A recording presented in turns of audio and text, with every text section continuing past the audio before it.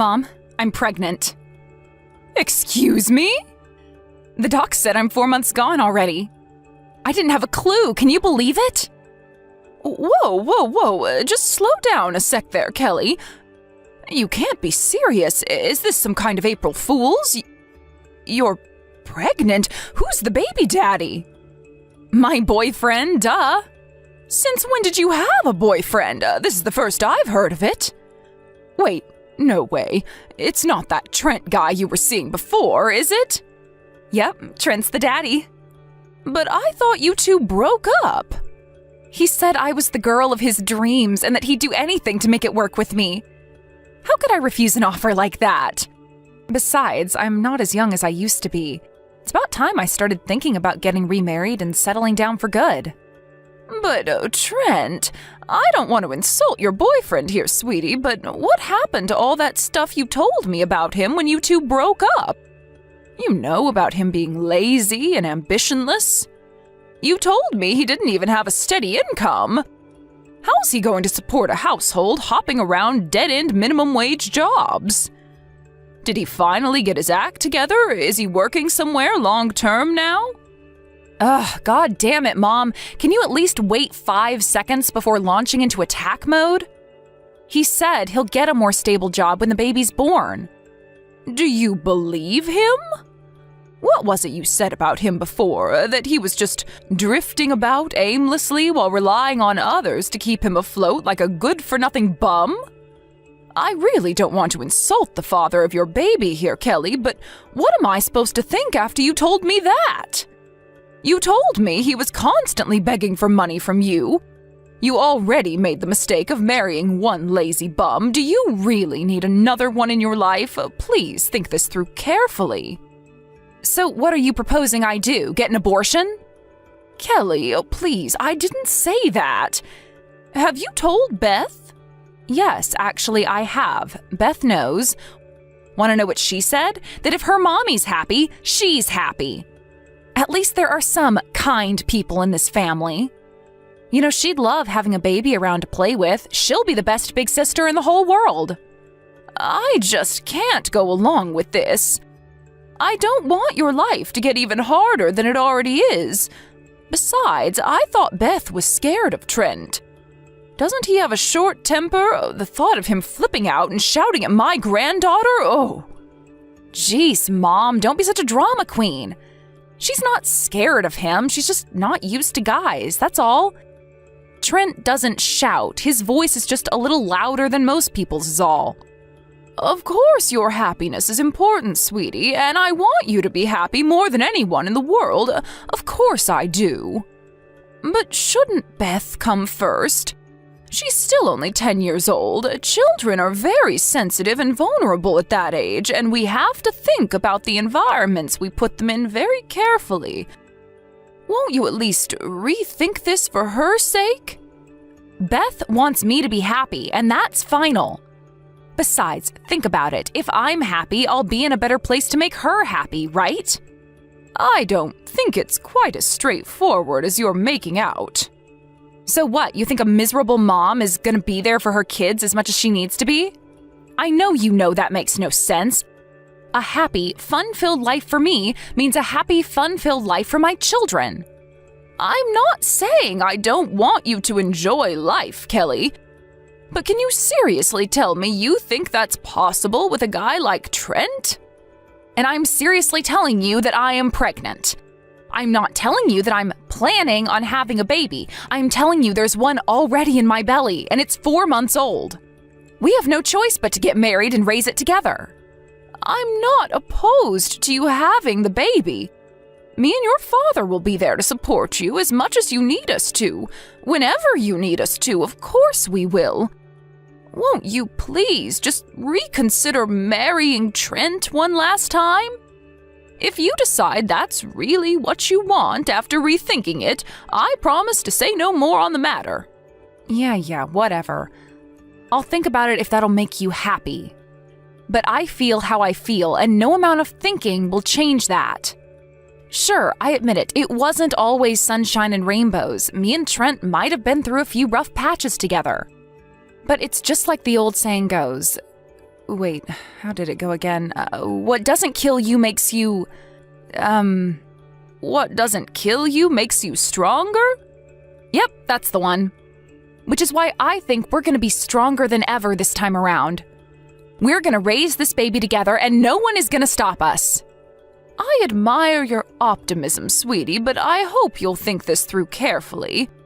I'll have a word with your dad soon. I have to let him know that you're pregnant. Great, thanks. Be careful moving around, okay? You're looking out for two now. And I hope Beth will be your first priority when you make your decision. Don't make her endure anything she's not comfortable with, or treat her like an afterthought just because you have another one on the way. I want you to remember you can always call me or your dad if you're struggling with anything. And I mean straight away. Jeez, Mom, would you give it a break already? You're like a broken record. I get it. I'm heading back to work. Catch you later.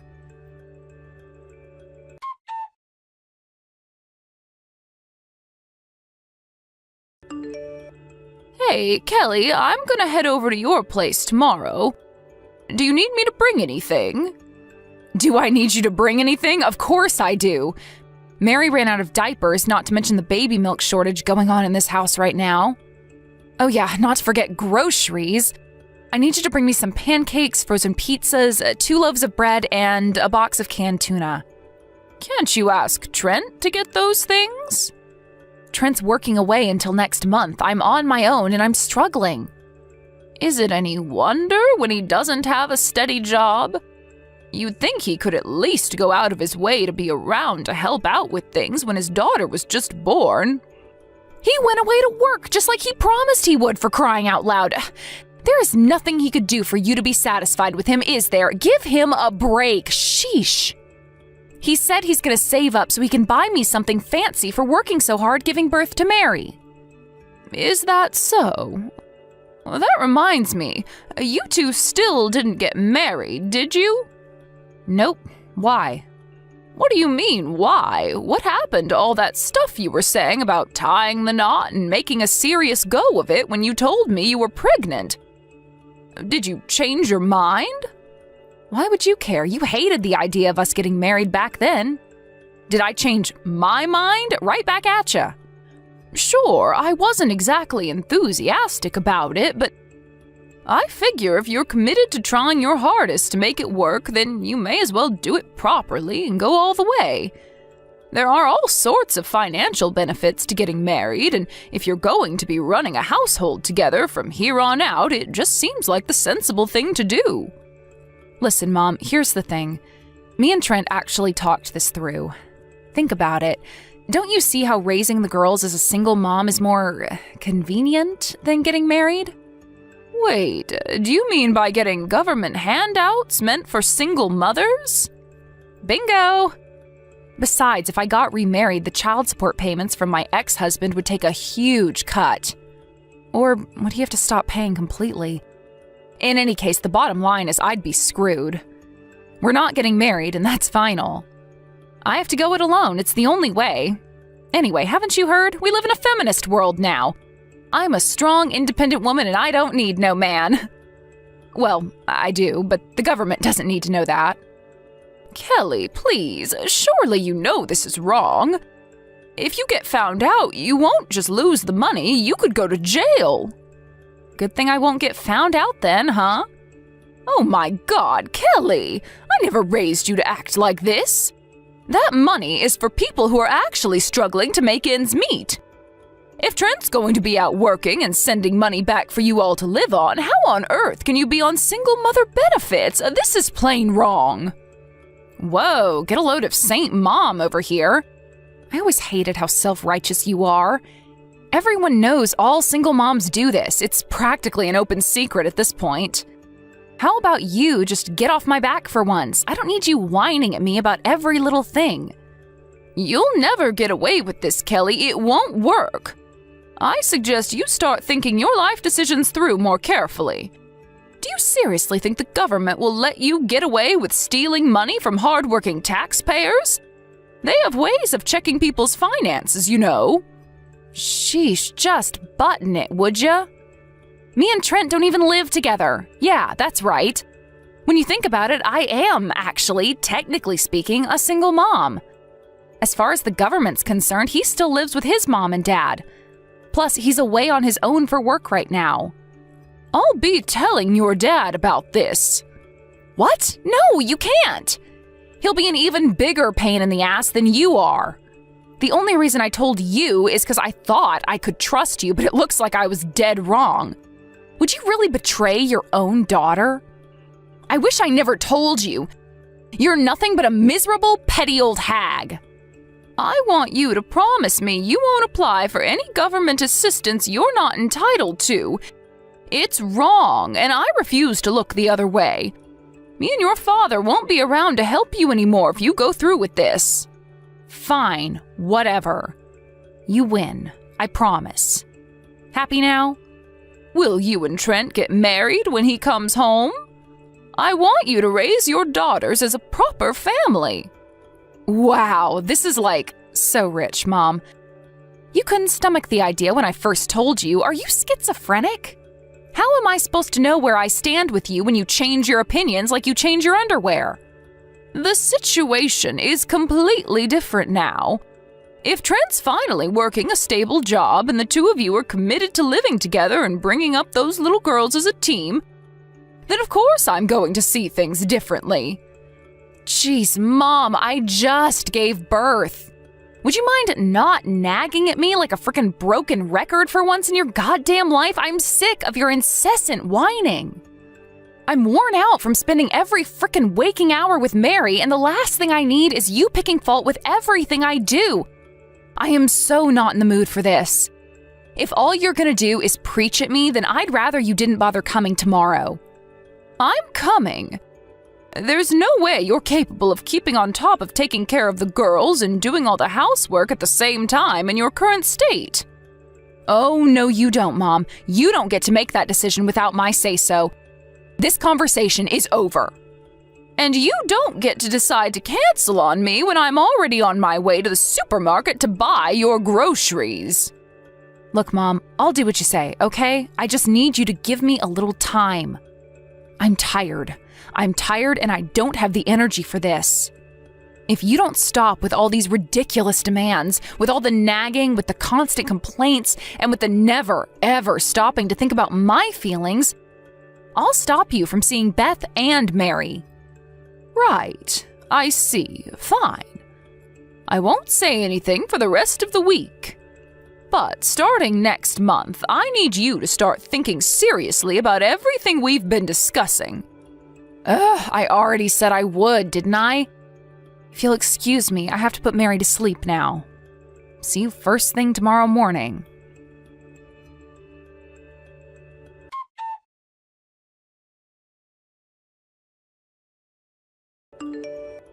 Grandma? Can I ask you a favor? Huh? Beth, what is it, sweetie? It's not like you to message me at this time. I know. Wait a sec. It's a weekday today. Shouldn't you be at school? Why are you messaging me at this time? Is everything okay? Yep, I'm fine. I'm taking the day off school today. Why is that, sweetie? Are you sick? Are you okay? No, I'm not sick. I'm fine, really. Then why are you taking the day off school? Did something happen? Nope, I messaged because I wanted to ask a favor. Grandma, can I have $10? $10? Why? What's wrong, sweetie? I need to buy milk for my little sister. We ran out already. What about your mother? Where is she? Didn't Trent come back from his work placement yet? Sure he did, but they went out somewhere together. Mom hasn't been home in a long, long time. Huh? She hasn't been home? No, they said they were going on their honeymoon. That's why I'm looking after Mary. You mean they left you on your own? When was this? 5 days ago. Is that why you're not in school? Because you're looking after your little sister? Yes. I haven't been to school ever since they left. That's why I messaged you. She did leave me some money, but I used it all up already. Mary's milk ran out yesterday and I didn't know what else to do. Oh my, I see. Right, got it. I'll be there in a heartbeat. Hold tight, sweetie. Wait, Grandma, Mom said me and Mary weren't allowed to see you. I'm sorry, but please, could you just leave the $10 on the doorstep and go? I don't want Mom to be mad at me. Beth, listen to me, sweetie. You don't have to suffer through this alone anymore. You need help, and I'm going to help you. And you don't need to worry about your mom getting mad with you. I promise I won't let her do that, okay? But won't they both lose it if they come back and find you here? Don't you worry one bit. Even if they do, I'll protect you no matter what. Me and your grandpa are heading over to the house as we speak. Okay, I'm so sorry to trouble you like this, Grandma. Trouble? Oh, don't be silly, darling. You're not troubling anyone. You and your sister are my precious grandchildren, and there's nothing I wouldn't do for you. I love you more than the world itself, Beth. Grandma, please, I can't take it anymore. I don't want to be here anymore. I don't. Beth. I hate Mom and Trent. I hope they never come back. I hate them. I never want to see them again. Beth, I'm so sorry. I'm so sorry. I should have realized something was wrong. I should have been there when you needed me, but I wasn't. Me and your grandpa have failed you. No, you didn't. You and Gramps didn't do anything wrong. I know how you always try to help me by getting mad at Mom for all the stuff she does. It's not you, it's her. She's the bad one in all this. Beth, am I right in thinking you don't want to carry on living with your mother? Yes. Say no more. Starting today, you're going to live with me and your grandpa. I'll never let your mom do anything horrible to you ever again. I promise. I'll protect you. We both will, no matter what. Okay. I'll live with you. I promise I'll always be a good girl, and I'll do my homework, and I'll do chores. I'll even help with looking after my little sister. Oh, Beth, you're the best granddaughter I could ever hope to have. Don't ever hesitate to tell us if you want anything once you're here. Me and your grandpa are going to spoil you rotten. You won't have to spend your life suppressing your true feelings for a moment longer.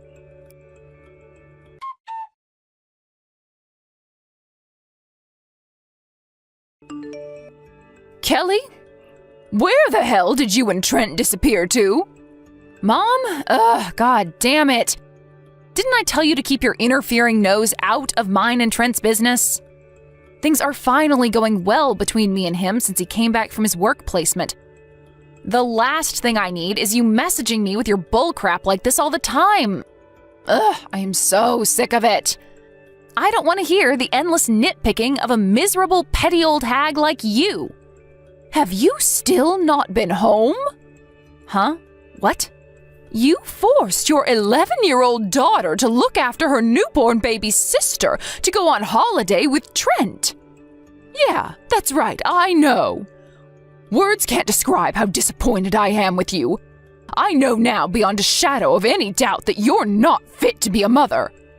Huh? Wait a sec. Did Beth rat on me? She didn't rat on anyone. She asked me for help. They're the same thing. That sniveling brat. That kid is the worst. The worst? No, Kelly. You are the worst. On what planet is it acceptable to force an 11-year-old to look after a newborn baby? Beth's still a child herself. Give me a break, Mom. She'll be moving up to middle school next year, you know. Having her look after her little sister for a little while me and Trent relax and decompress is hardly a big ask. Jeez, why do you always have to make such a big deal out of everything? You make it sound like I killed someone. Why you gotta have this stick up your ass all the time? Take a chill pill already. She's been on her own for nearly a week, but you only left her $20. She's been voluntarily starving herself just so she can afford to buy milk for Mary. I shudder to think what might have happened to them if she didn't reach out to me. Did you even stop to think about the consequences of this before you two waltzed off on a honeymoon? Well, nothing did happen, did it? They're fine, so quit whining. We were planning on coming back tomorrow anyway. Is that really all you can say? You disgust me beyond words. You're not fit to be a mother. Why would you think I care what you think of me? You can say whatever you like. But I'm not the only one who thinks so. Beth said she never wants to see you again. Wait, what? She said that? No way, you're lying. I am not lying. Beth's always super sweet and kind to me. She wouldn't say anything like that in a million years. She's not super sweet and kind to you. You just think she is because she complies with your absurd, borderline abusive demands because she's scared of what might happen if she doesn't. She was so terrified that she covered for you out of fear of what you might do if you thought she told me about how you'd been treating her. Which is why I thought everything was fine between you this whole time. I thought she was happy. But the truth was she was just enduring it so you wouldn't get mad at her. She hates Trent and she hates you. I'm Beth's mother. You speak like you're the authority on this, but I know her better than anyone. Do you seriously believe that? You know, this would be comical if it wasn't so terrifying. You don't know her at all, you deluded child abuser. Me and her went to Child Protective Services together. She told them about everything you did to her. What? You ratted me out to CPS? What the hell did you tell them? Oh, I don't know, about the reality of her daily life under your care, maybe? Forcing her to do all the housework would be bad enough on its own. But the fact you pretty much made her act like a mother to her newborn baby sister makes it all that much worse. You and Trent never lifted a finger. To make matters worse, the only thing you let her eat was convenience store bread. What's wrong with that? She gets free lunches at school. And do you think that makes it acceptable to force her to survive on 2 slices of bread a day? You have the parenting skills of a sack of potatoes. It boggles my mind that you actually think this is an acceptable way to raise children. Me and your father will be looking after them both from now on. We're cutting off the money we've been sending you every month to help raise the girls, too. We'll also be taking over as the beneficiaries of the child support payments from your ex-husband. Whoa, just hold on a sec. What? You have no right to do any of this. Who do you think you are? Stop it. You can't steal my babies. My kids are important to me. Give them back. If they were that important to you, you wouldn't have disappeared for a week to go on vacation while leaving them to desperately fend for themselves in a constant state of fear and starvation. Beth and Mary are nothing but sources of income for you. That's not true. Okay, how about we give you $1,000 a month? I wonder if that might sway your decision in letting us take custody of the kids? What? You'd give me that much for them? Every month? That's right. We'll raise them ourselves. All you have to do in return is promise you won't ever try to see them. Well, if you put it that way, I suppose I'll consider it. Wow, you are unbelievable. You're happy to abandon your children the moment you think there's money in it for you. Wait a sec, was the offer you just made me a lie? Of course it was. I just wanted to see how you'd react, and surprise, it turns out you're just as selfish and greedy as I thought. I know exactly what you think of your children now. You tricked me. Who the hell do you think you are? Ugh, I hate you, Mom. You try to paint me like some kind of villain, but you just freaking lied to me. Your own daughter. Don't you see any problem with that? As soon as we get back, I'm reporting you to the cops for kidnapping. Do as you please. You'd be the one who'd get arrested. Huh? But I have legal custody of them. They're my children. Just because you're my mom doesn't give you the right to steal my kids. Didn't I just tell you we spoke to Child Protective Services? As usual, you only listen to things you think will benefit you in some way. I'm in touch with the local authorities, and they're already fully aware of the situation. There are several ways this could end depending on how you choose to respond, but me being arrested isn't one of them. The only one who'll be in trouble when you get home is you. In trouble? What's that supposed to mean? All that'll happen is the girls will live with you and Dad at your place. Fine, whatever, have it your way. You're delusional if you think you're getting off the hook that easily. I told them about you lying about being a single mother to fraudulently receive government handouts. I suggest you start preparing yourself for the hell that's about to rain down on you when you get home. It's time you started making up for what you've done.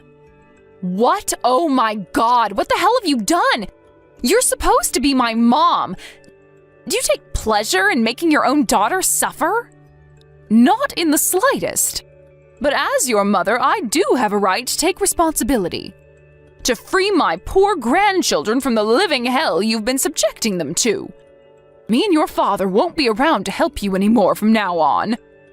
No matter how much you struggle, no matter how hard life gets, you won't get anything from us. We are cutting you out of our lives forever.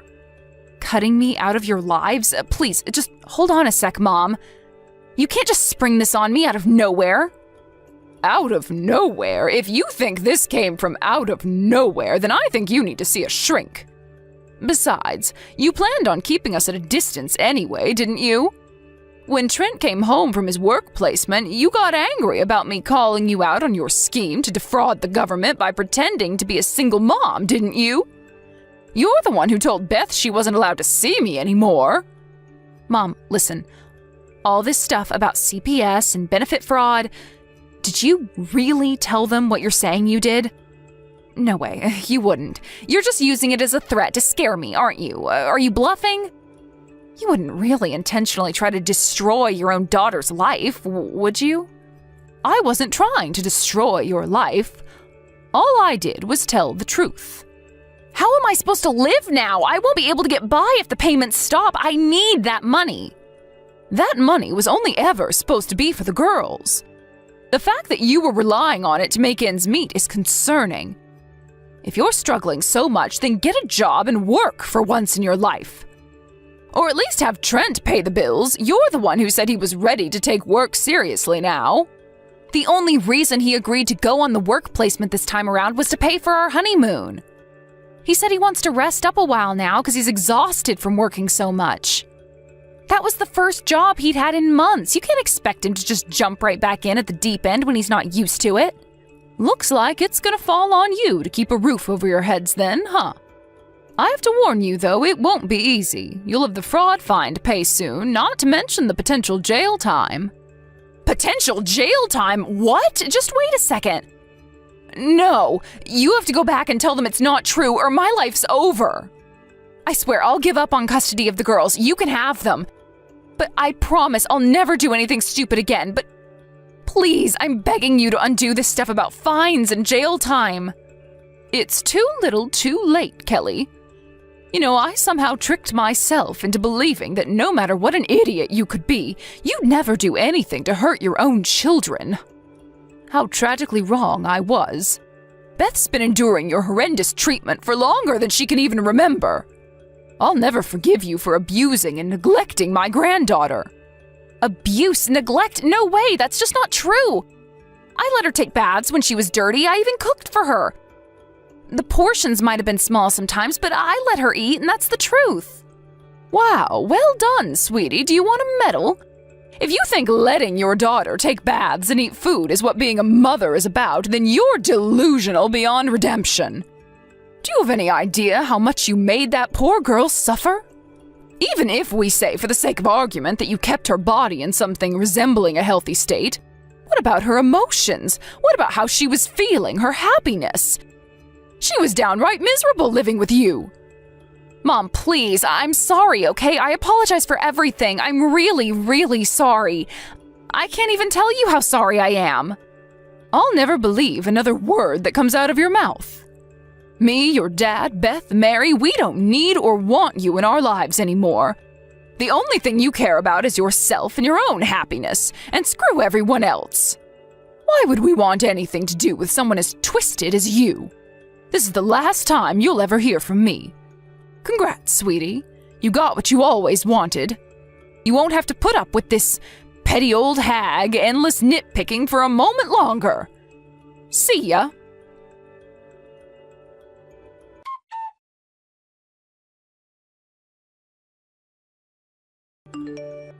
Before long, Kelly was facing criminal charges for benefit fraud and lost custody of the girls. Me and my husband became their new legal guardians, and now they live with us. Things between her and the work-allergic Trent were looking rough at one point when she got arrested. But once she finally started working in a desperate attempt to bring some money in after realizing the gravity of their situation, they reconciled. Last I heard, he's living completely off my daughter's dime. She messaged me in distress one night saying she wanted to break up with him, but I told her there was nothing we could do for her and that was the end of it. Apparently, Trent has a serious drinking problem and even started getting violent with her lately. I'm so pleased we were able to pull Beth and Mary out of there before either of them got hurt. I'd be lying if I said I wasn't worried about Kelly. I mean, she is still my daughter, but realistically, there's nothing I can do for her. She's the one who chose to be with a guy like Trent, and now she's the one who'll have to pay the price. I'll never forgive her for what she did to my grandchildren. I vowed never to help her again, no matter what, so she has no choice now but to stand on her own 2 feet and fix her problems by herself. I count my blessings every day that I was able to rescue my grandchildren from the hellish situation she was subjecting them to. Bringing up 2 little girls isn't easy at the best of times, let alone for me and my husband as we approach our 60s. But one thing's for sure, we intend to make up for the fact their mom isn't around by showering them with the love and affection they didn't get from her, and then some. Fortunately, some of the neighbors whose kids flew the nest a long time ago offered to help the girls when they heard about our situation, which we gladly obliged. I guess you could kinda say we're raising the girls as a neighborhood now. You often hear about how communities are dying these days, but not around these parts. We often joke with the neighbors about how we prefer 20th century parenting techniques.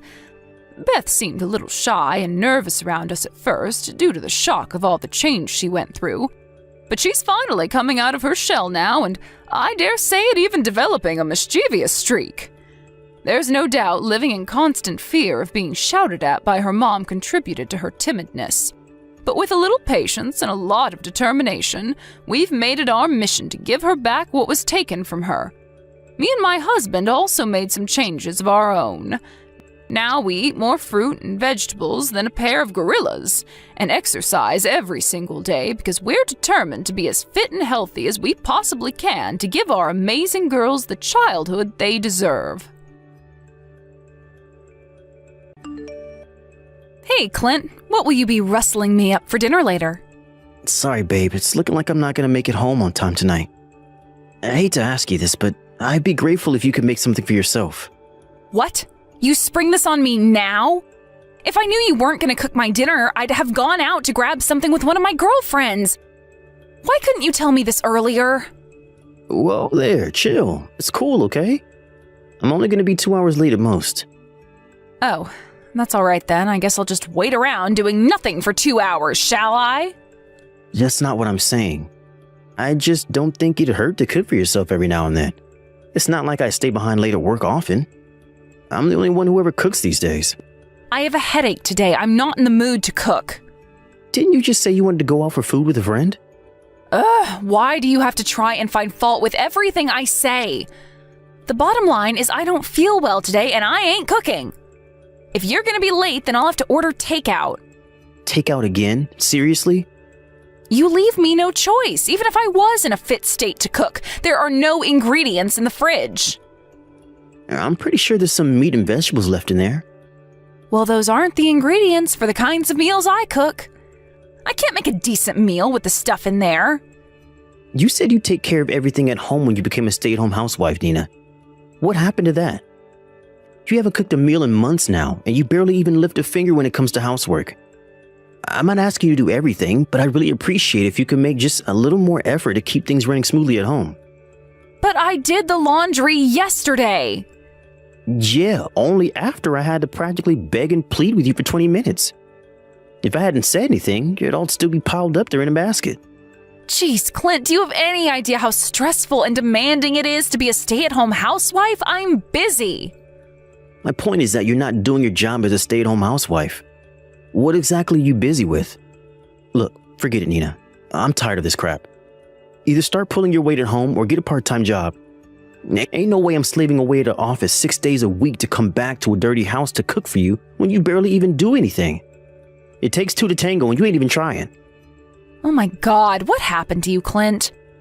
I feel like you turned into a different person when we got married. You're so bossy and strict now. Bossy and strict? Yes, bossy and strict. Do this, do that. It's boring. Change the record already. You were never like this before. That's because you suddenly stopped doing anything around the house as soon as we got married. Oh, shut up, Clint. You make it sound like I do nothing at all. Why are you so horrible to me? Who do you think you are talking to me like that? I don't deserve this. I'm trying my best here. If you wanted a wife who did everything around the house, then why didn't you marry someone more homely? It's not fair of you to pile on all these expectations on me. What about what I want? If you're so unhappy, then break up with me and find someone to be your stay-at-home house slave, the housewife. Oopsie, silly me, I misspoke. Don't be so dramatic, Nina. I don't want to break up with you. I wish we could work as more of a team. I feel like I'm going at everything alone here. Button that, asshat. I'm sick of your preaching. I'm gonna go out for a while. Huh? What? Where? I thought you had a headache. I do, but it'll get worse if I stay in this house for a second longer. I need a change of atmosphere. I'm going to eat out. Fine. Try not to be back too late, okay? Don't tell me what to do. I have no idea when I'll be back. I'd rather not see you right now. Why do you have to be like this? I'm not telling you to do everything around the house. I just want you to try a little harder. Like before, you know? Remember when you used to help out with things? That's all I'm asking. God damn it, Clint. Do you think I'm dumb? I heard you the millionth time ago. Don't message me until I'm home. I don't even want to think about you. I am so sick and tired of your shit, it's unreal. I married you because I thought you were kind. I had no idea you were this much of a domineering control freak. You say I've changed, but if you can't see that you turned into Mr. Hyde as soon as we got married, then I don't even know what to say to you. How about looking in the mirror before getting on your high horse and pointing the finger at me?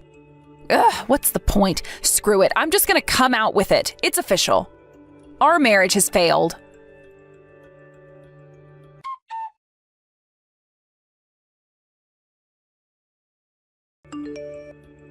Nina, where are you right now? What does it matter to you? I need you to come back to the house as quickly as you can. Nope, not happening. I'm gonna go eat out with my friend now. Are you sure they're just your friend? What's that supposed to mean? I'm not the only guy you're in a relationship with, am I? Huh? What the hell are you talking about? I can't believe this. Is constantly being on my back about the housework not enough for you? Now you have to accuse me of cheating as well? You disgust me. Do you get off on this or something? You know, I've known something was off about you for a while now. You're constantly going out and your spending's out of control. Is it any wonder when the house is such a stressful place to be? I wouldn't be able to keep going if I didn't have some way to blow off steam. I saw the transaction history on your credit card. You've been staying at a hotel a few times a month, haven't you? Don't tell me that's the proof behind your ridiculous allegation. Pathetic. You're clueless. Girls' parties at hotels are in vogue these days. Since you mention it, no, that's not all. I have photos of you and him. Huh? Look, Nina, I get that you're not happy with how things are between us, but I'd rather you spoke to me about it before going off and cheating on me. We could have worked through this if you had just opened up to me about what was bothering you. Now? There's no going back. We're done. It's time we got a divorce. I need you to come home so we can talk about how we're gonna do this. You serious? You actually want to divorce me? What point would there be in carrying on now? You and me both know we'd be deluding ourselves if we thought we could ever go back to how things used to be. Look, I need to talk to you about the divorce proceedings, okay? Fine. I'll speak to you. But I want to see this proof of yours actually exists first. We can talk after I'm satisfied with that. Does that mean you'll come home?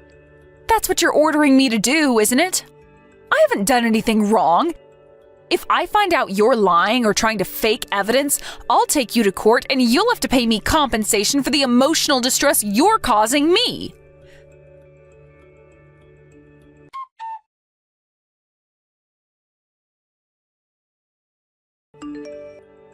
Clint, I'd like a word with you. Morning, Barbara. This wouldn't happen to be about Nina, would it? Yes, it would. So you're aware of why I'm messaging you then? Yep. Nina didn't come home yesterday. So I think I've got a pretty good idea. I'm sorry it came to this. Why, do you really think this all goes away with an apology? No, I don't think that. But this was the only way. The only way? You've got some nerve. My daughter told me you hit her. I hope you don't think you're getting away with this. You two are getting a divorce. And mark my words, you will be taking full responsibility for what you did. Huh? I hit her? What are you talking about? I'm the one with the bunch of broken bones. Excuse me? Wait a sec. I thought you messaged me because you're angry about me divorcing her. No, you asshole. I'm angry about you domestically abusing and injuring her. What kind of sniveling lowlife coward raises his hand against a woman? You're despicable, you vermin. Oh my God, what the hell has Nina been telling you? She told me things haven't been going well between you two lately. She told me that you hurt her yesterday. You lost your temper and punched her square in the face in the middle of an argument, didn't you? No, that's not true at all. Nina's making it up. Are you accusing my daughter of lying? You do realize I saw what you did to her when she came to my house in floods of tears yesterday. If she had any injuries, then she inflicted them on herself to make you believe her. What the hell did you just say? Good Lord, you're sick. Barbara, just wait. I understand that you're angry, but please just slow down for a second and listen to me. The argument we had yesterday was because I confronted her with proof of her affair. Yes, voices were raised and things did get very heated. But I never hit her. I never have and I never would. An affair? My daughter is having an affair? Yes. She rushed at me all of a sudden in an attempt to snatch the proof out of my hand, probably so she can get rid of them. Of course, in spite of that, I didn't hit her. But she was totally out of control. She grabbed a frying pan off the kitchen side and started swinging it around like a maniac. Eventually, she got me on the floor and was straddling my chest.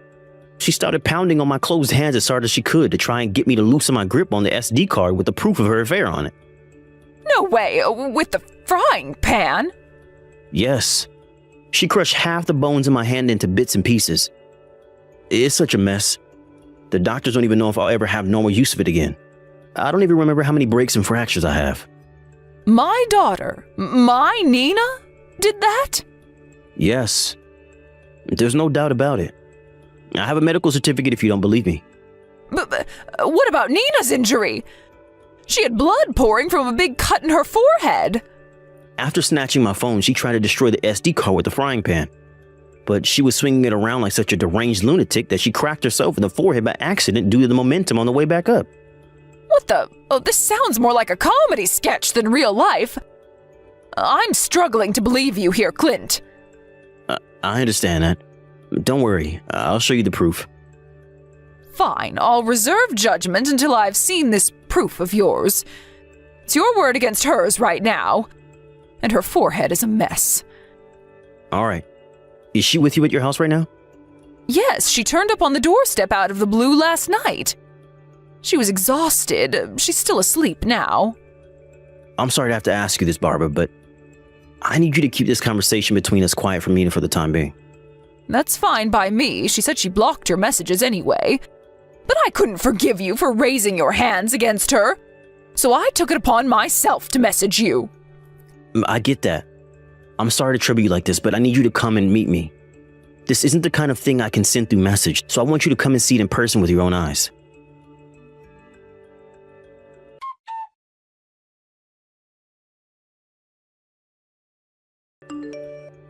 Clint, when are we getting divorced? The sooner the better, I hope. You cheated on me and pulverized my hand into little pieces with the frying pan when I confronted you about it. I'd have to be insane to want to stay with you a second longer. Any love I had for you was gone. Pulverized your hand? What the hell are you talking about? You pounded the crap out of it in a rage with the frying pan yesterday because I couldn't let go of the SD card full of proof of your affair you were so desperate to get your hands on. I had an x-ray at the hospital. It's broken in over a dozen places. That's bullshit and you know it, Clint. You messed up your hand when you punched me in the face.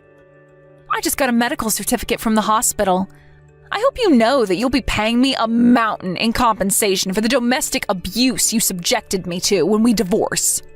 You really messed up this time. Compensation? I see. So that's your endgame. Now everything makes sense. You're not seriously denying that you flew into a rage and punched me in the face when I said I wanted a divorce, are you? What am I saying? Of course you're lying through your teeth. You were always going to deny it.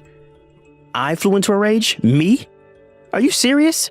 You were so out of control, it's a wonder the house is still in one piece. Were you really so desperate to destroy the proof of your affair that you hospitalized me over it? Proof of my affair? What affair? I don't know what you're talking about. Stop talking crap and own up to what you did. Is this how desperate you are to protect your precious nice guy image? You are so warped, it's terrifying. So now you're denying the affair too? Clint, I think you should see a psychiatrist. You're starting to sound crazy. It looks like you hate me so much you can no longer distinguish between fantasy and reality. The only one who needs to see a shrink here is you pathological liar. What? You really are committed to trying to paint me as a liar, huh? You're really sure of yourself, aren't you? Ask yourself this, Nina. Do you really think I'd keep the only copies of the evidence on a single USB stick? What's that supposed to mean? The stuff on that drive was just a copy of the original. I have copies of it on every other device I own, not to mention the ones I uploaded to my Peeps drive online. Plus, the private investigator who took all those photos in the first place still has everything they gathered on you. What? You hired a private investigator to follow me? Of course I did. I hardly had any time to do it myself with my work schedule. Show me the rest of this so-called proof, then. I know you're probably just trying to scare me into backing down. Why? Do you want me to show you it so you can break my other hand while trying to wrestle it from me again? Let me make this crystal clear. No matter how many copies you manage to steal or destroy, there will always be more. Clint, please, why do you have to get so angry over a measly affair? Please, just calm down. Who wouldn't be angry after what you did? A measly affair. Really? You have to understand, I was lonely. All you ever did since we got married was pester me to do housework. If ever I didn't do it, even for just a few days, you started bossing me around and making thinly veiled threats. I thought if you really loved me, the housework wouldn't be an issue. Fine, I admit it. Maybe I did start sulking and slacking off on the housework because I was unhappy with how things were between us. Is that really such a crime? Are you somehow trying to use this as justification for your... It was just stress relief, that's all. The guy I went to the hotel with, I found him online. He's an escort. I guess you could say it's his job to spend time with lonely, dissatisfied women like me. If you think about it, it wasn't even really an affair. How could it be when there are no feelings involved? Guys do stuff like that all the time. Why is it so wrong when I do it? Oh, look, more bullshit excuses. I know he wasn't an escort, so you can drop the act already. Huh? Why even bother lying? I told you I hired a private investigator. He's not an escort. He works part-time at a local bar. I know all about how you both made fun of me when you were together, too. All I am to you is a weak-willed loser with no backbone whose only value is to give you money. I never said that. I have a recording of the conversation. I can't believe you're so brazen you'd have a conversation like that about me right out in the open. You must have been convinced you were untouchable. You really are a moron. I was just humoring him. He was the one who started it. I didn't mean it. It was just a joke. We used to split the household duties fairly before we were married. But the moment we tied the knot, you completely changed. It's like you went from the girl of my dreams to the stuff of my worst nightmares overnight. All I ever was to you was an ATM, wasn't I? A convenient tool to be used and manipulated to put food on the table and keep a roof over your head while you lazed around doing nothing. Something tells me that you wouldn't last long even if you did make a go of it with your bartender friend. No, stop this, please. You've got this all wrong, Clint. Which part am I wrong about? You tried painting me as the perpetrator of an injury you inflicted upon yourself. Do you have any idea how damaging accusations like that can be for a guy? You even tried extracting compensation out of me based on your lies. But it's true, you really did hit me. If it's divorce you want, then you have to make things even and give me my compensation. I'll report you to the police. Is that what you want? Go ahead. I hope they do a thorough investigation. You're the only one who'll get arrested, though. What? I installed a camera in the living room before you came over to talk yesterday.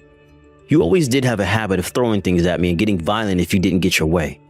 I figured I needed an insurance policy in case you tried to pull any funny business, so I recorded the whole thing from start to finish. It's all on camera. You charging at me in a rage, tackling me to the floor, straddling me, trying to pry the USB drive out of my hand, and finally, pulverizing it with a frying pan. Oh, and not to mention the part where you accidentally hit yourself in the face amidst the chaos of it all. You're lying. Oh, no, I'm not, Nina. I just got done showing the footage to your mom. She admitted you were in the wrong and apologized to me. What? My mom? You showed my mother? Yes, in fact, we're together right now. She broke down in tears when she saw what happened. She promised to make you take responsibility for what you did, no matter what. Clint, I'm sorry. What's the point in apologizing now? Too little, too late. I was in the wrong, but I can change. I swear I can. I'm ready to turn over a new leaf. I promise to serve you and only you as your dutiful, loyal wife for the rest of my life. Please just give me one more chance. A chance? Wait a sec. You're not actually trying to change my mind on the divorce, are you? You wouldn't be that crazy, would you? Come on, Clint. It's not like I did what I did because I hate you or anything. You broke most of the bones in my hand. I can hardly just forget about it and carry on like nothing happened. But I won't ever do anything like that again. I swear I won't. I swear on my life. You can apologize as much as you like. My feelings about you aren't going to change, Nina. I'm sorry. I took you for granted because of what a nice guy you are. The truth is, I was actually thinking about doing the housework the whole time. It's just you're so nice. I thought you'd let me off even if I didn't. So the less hardworking side of me won out. Listen, Nina. Sure, I won't deny it. The housework thing bothered me. But you and me went past the point of no return when you charged at me with a frying pan and beat my hand to a pulp. The fact that you tried to pin a self-inflicted injury on me in a bid to destroy my reputation and make me destitute in a court case, it's just the icing on the cake. But I told you I'll never do anything like that ever again. Talk is cheap and I don't believe you. You scared me. And it's as simple as that. You betrayed me and launched into a violent attack when I confronted you about it. You're nothing more than a criminal to me now. A criminal? Oh my God, Clint, don't even say that. I thought you were a nice guy. Listen, I'll be good to you like I was before, I swear. I promise I can change, just trust me on this one. Please just don't abandon me. You're all I have. I married you because it's you I want. Yes, I know I'm your favorite ATM, Nina. I'm actually disappointed in myself that it took all this time for me to realize you were taking me for a chump. All I could feel for you now is hatred and disdain. I couldn't muster up the urge to treat you with kindness again if I tried with every fiber of my being. My love for you is gone and I want a divorce. If you're so unhappy about it, then break up with me. Those were your words, were they not?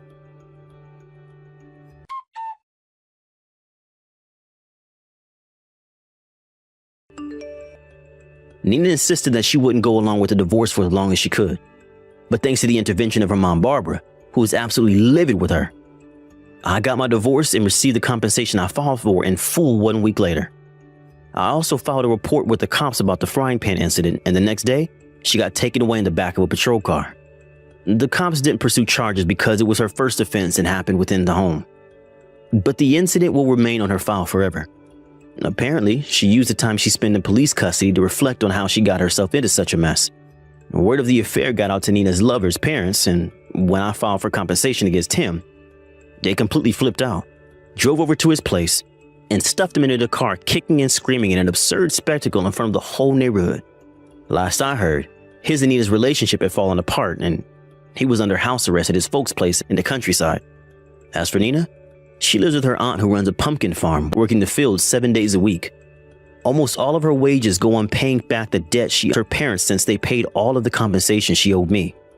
A letter from Nina came in the mail the other day. In it, she apologized for everything she'd done and admitted to being an idiot. And you know what? part of me thinks she actually meant it.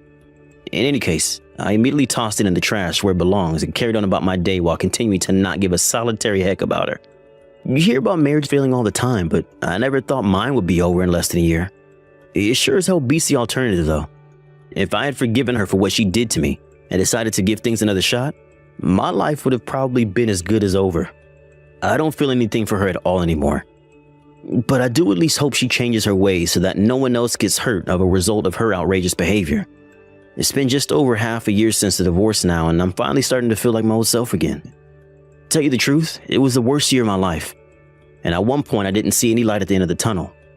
But now, thanks to the support of my amazing network of family and friends, things are finally looking up. I'm determined to treat them with the kindness they've showed me, and show my gratitude for them being there to help pull me out of the hole when I needed them the most. Life's full of ups and downs. Sure, I've been through my fair share of downs, but who hasn't? I'll never let that stop me from keeping a positive mindset and moving forward with my life. What doesn't kill us makes us stronger, and I know for sure that my best days are still ahead of me.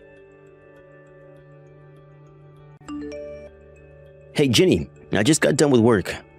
I'm about to head home, don't mind me. I'm just gonna put my feet up and watch the game with an ice cold can of Peeps Light. Glad to hear it. You must be relieved. I'll start getting your supper ready. You don't have to do that, but thanks I guess. Is Nia still awake? Sorry, hun. She went to sleep a little while ago. Let's face it, though, she'll probably get woken up when you get home and start making a racket. No way. I'll be extra careful to make sure I don't. Why go out of your way? I feel bad if I woke my little girl up. Anyway, forget that. Did you go out and get those divorce papers like we discussed earlier? About that. Are you and I really gonna get a divorce? Please think this through, William. Nina's still in kindergarten. Sure, maybe we said some things we might not have meant when things got heated, but does that really mean we have to divorce? You and me both know we're not getting a divorce because things got heated. Shall I take that as a no, I didn't get the divorce papers? Yes. I mean, why would I? I don't want to get a divorce. I know if I did go and get them, you would have had your signature on there before the day was up. Yeah, of course I would. That's what I said I'd do, ain't it?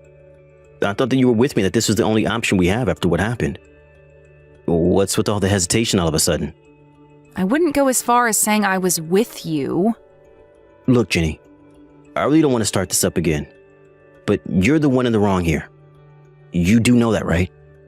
Of course I do. I know it was wrong of me to cheat, and I'd never try and deny that.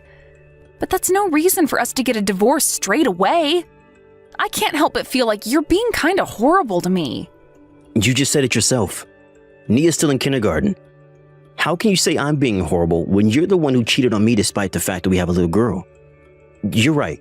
One of us is horrible, but it sure as hell ain't me. I know that, and it's not like you don't have a point. But you do know I already cut the guy out of my life, right? We'll never see each other again for as long as we live. Doesn't that show you I regret what I did? Isn't there any way we can still make this work? Won't you find it in your heart to give me another chance? If you really understood me or cared about what I was saying, even if it was just a little bit, you wouldn't have the nerve to ask me for another chance. The fact that you're even capable of this makes it blindingly obvious how lightly you look on what you did. I could never bring up our daughter with someone like you. Oh my God, are you really gonna divorce me? How many times do I have to say it? What will it take for you to get the hint? I have no intention of forgiving or forgetting. And I sure as hell have no intention of giving things with you another try. Nothing you could possibly say to me will ever change that. Wow, I see. So it really is over between us, huh? Fine, point taken, I accept it. There's nothing I can do to stop you divorcing me. But I won't let you take custody of Nina. She's mine. If you accept that, I'll accept the divorce. What planet do you think I'm gonna go along with that? It's not happening, plain and simple. I gave birth to her. Why should I let you take her away from me? You're delusional. That's the only conclusion I can make if you actually think I'm gonna let the woman who cheated on me raise my daughter. There's absolutely no way I'll ever let that happen. You may as well just give up now. But Nina's my daughter. Yes, and she's also my daughter too. Whatever, just forget it. The discussion is pointless. Let's just stop before things end up getting out of hand again, okay? Stop? It's your fault things came to this, Jenny. I loved you like no other. You must have loved me at one point too, otherwise you wouldn't have married me. Of course I love you, but why are you saying all this? What's the point in fighting and causing a big dramatic shit show? It's pointless. I'd have to be a moron to get dragged into anything like that at this stage. I mean, I guess I understand how you feel. The divorce is already a foregone conclusion, and nothing you say will change that. But equally, Nia will always still be our daughter, and nothing will change that either. So why end things with an atmosphere of hostility? You know we'll only end up with a bad taste in our mouths. Not only will it not accomplish anything, but it'd be awful for Nia to have to put up with us at each other's throats. We do have to do this, but that doesn't mean it has to be difficult. So what, I'm just supposed to keep my mouth shut and accept the divorce even though that's not what I want? Geez, Jenny, you make me sound like some kind of dictator. It's not that I'm willing to compromise on some things. It's just that my mind's made up on the divorce. I know you'd understand if you tried putting yourself in my shoes for 1 second. Accept it and work with me on this for our daughter's sake. Compromise? What does that mean? Do you mean you'll let me have custody? Or that you'll rethink the divorce? I don't know how many times I gotta say this, but that ain't happening. I mean, I'm willing to compromise on stuff like child support and let you have regular meetings with her if you work with me on the divorce. Wow, you are really dead set on this, aren't you? You're seriously gonna divorce me and try taking my baby? Chill out, Jenny. You need to calm yourself down before you get worked up again. Remind yourself again what you did to me. This is how anyone will react. In fact, scratch that. I'm pretty sure a lot of people would be losing their shit with you right now. I think I'm being reasonable, all things considered. Fine, I understand. If you mean it, I'm pleased. I'll head out and grab the divorce papers tomorrow. Let's sign them and get this whole thing over as quickly as possible.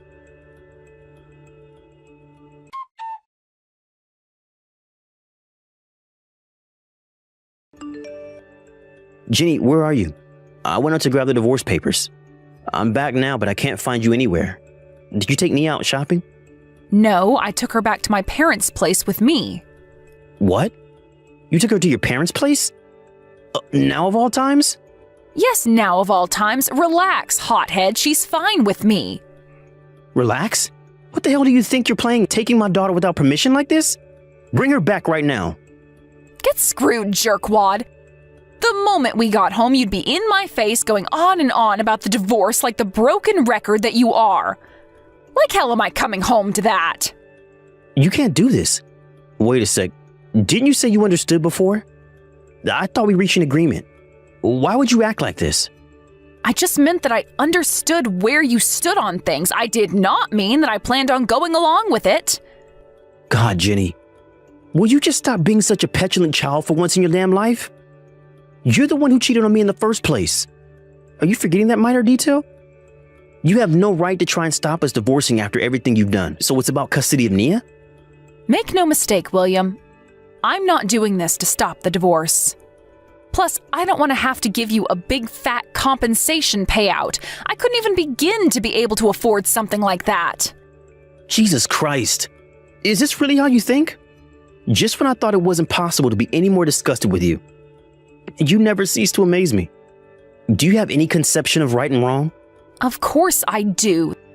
That's why I'm willing to go ahead with the divorce, on the condition that I decide what happens with custody of Nina and the compensation. That's all you have to do to get the divorce you're so desperate for. I told you this yesterday, but I said there were things I was willing to compromise on. Oh yeah? Like what? Not custody of my daughter and the compensation you owe me, that's for heckin' sure. That said, I had no intention of asking you to pay me child support. And I was planning on letting you stay in contact with Nia. Is that not enough for you? I don't need you to compromise on that crap. I was obviously never gonna let you stop me from seeing my daughter. And there was no way I was gonna pay you child support in the first place. If you think I'm gonna get on my knees and worship you like some saint just because you say you'll throw me a couple of breadcrumbs, you've got another thing coming, you arrogant douchebag. There's no way I'm coming home now.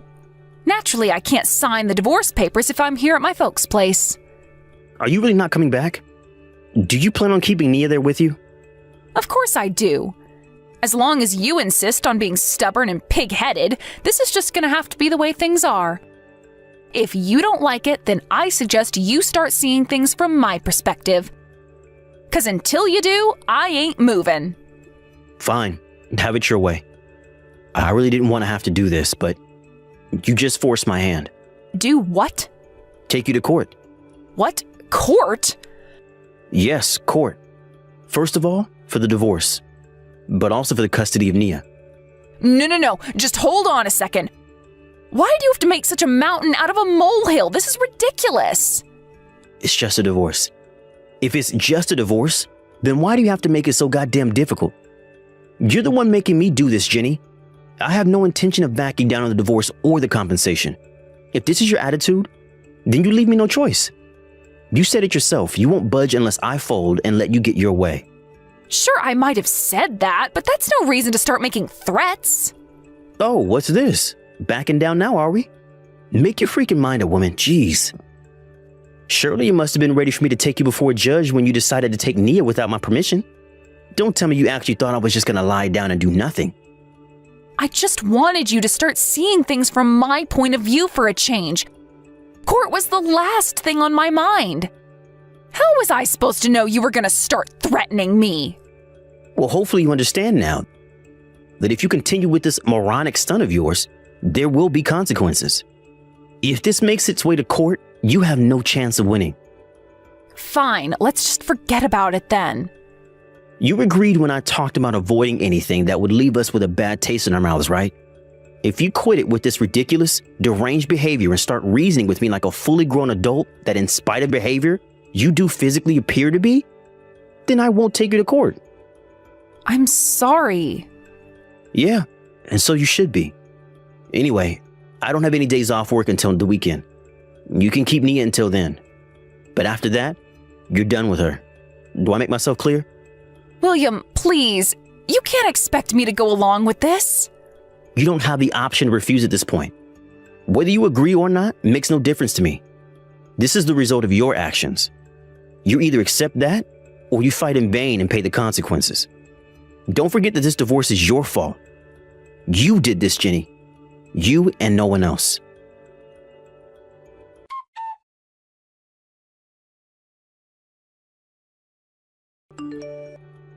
Hey, Jenny. How long do you intend on ignoring my messages? I told you I'd be coming to pick up Nia today. But you knew that, didn't you? You could at least reply to me. William, this is Jennifer's mother. I owe you an apology. I see my daughter hasn't been replying to your messages. I'm sorry, dear. You deserve better. Huh? Is that Jenny's mom? Why would you be messaging me from Jenny's phone? Where's Nia? That's what I messaged you to talk about. So I take it you're aware Jenny brought my granddaughter with her to mine and my husband's house? Well, yeah. I heard from Jenny. But she hasn't messaged me at all since then, and she won't answer my calls. Is she there with you? Are my wife and daughter safe? I'm so sorry to have to be the one to break this to you, William. But Jenny and Nina are no longer with us. What? No longer with us? What's that supposed to mean? You mean they left your house? You and her had a falling out, didn't you? I guess you could say that. I think a falling out might be a little bit of an understatement, though. I knew it. I could just tell by looking at her that she was stuck in her own head ever since the moment she got back. I knew she was fretting over something, I just couldn't get her to tell me what. I'm sorry to interrupt you here, Petunia. But what exactly did you mean when you said Jenny and Nia aren't with us anymore? Besides, why would you even be messaging me from her phone in the first place? I don't mean to be rude, but you didn't answer me. William, you might want to sit down for this.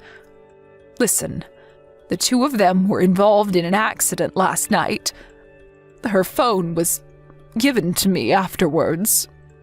What? An accident? What kind of sick joke is this? Cut it out right now. William, please, this is not a joke. I understand this is difficult for you, but you have to believe me. The two of them, they're They're what? Petunia, my wife and daughter safe or not? Stop being vague and tell me what the hell is going on right now. I'm sorry, William. You're right. I'm just not thinking straight right now. Fine, I'll just tell you. Jenny and Nina are dead. Please just forget about them. Seriously? You better not be making this up. Like I'd ever do such a thing. It's the truth, William. I see. I understand how difficult this must be for you, but you have to forget about them and move on. I know they'd both want you to keep moving forward and focus on enjoying your life. I understand. You're right. I can't wallow around in the dumps forever. I have to get on with my life. That's the spirit. I just know that's what they'd both want. All right, that settles it then. Don't worry, Petunia. I'll be over at your place before you know it. Huh? Oh, wait, what? Why? Are you serious? No, you're just acting weird. I'm Jenny's husband and Nia's father. We should all be together to comfort each other at a time like this. Sure, I understand why you'd want to do that, and it's not that I don't appreciate the thought. But I can assure you, me and my husband will get through this together. But didn't I just tell you to forget about them and move on? Even still, it's hardly like I can just snap my fingers and be done with it. I still have the funerals to think about. I don't see any reason why I shouldn't go. I'm pleased you feel that way, William. I really am, but we've decided they won't be having a funeral. Huh? Why would you do that? Well, how to put this? It's just that Jenny never really was the type to want everyone kicking up a fuss over her. She'd feel uncomfortable with the idea of all that money being spent and all those people going out of their way to come just for her sake. Me and her father just got done discussing it. It wasn't an easy decision, but we decided we won't be holding a funeral. Maybe that's what you and your husband decided, but what about me? I still want to give my wife and daughter a proper send-off. They're having a funeral. I have a duty as a husband and father to see to it that they get a proper send-off. Oh, just give it up already. We're her parents and we're saying we don't want to. If you want to talk about duty, you have a duty to respect our wishes and drop this matter at once. That's not what you said before. Huh? What are you talking about? You said it yourself. Remember? When you said that if anything ever happened to Jenny, you'd give her the most amazing jaw-dropping funeral there ever was because you love her more than anything. Obviously, you never wanted it to happen or thought it would. But somehow we got onto the topic when we were all having a drink together one night a few months back. Don't tell me you forgot, because I sure as hell didn't. No, really, dear, what is this nonsense all of a sudden? I have no idea what you're talking about. I'd never say such a thing. I played along with this little game of yours for long enough. It's time to drop the act. This is Jenny, isn't it? You're not fooling anyone. I don't have the faintest idea what you're talking about, dear. Jenny is dead. I just told you, didn't I? How many times do you have to make me say it? Even if she did die in an accident, why would her mom be messaging me from her phone?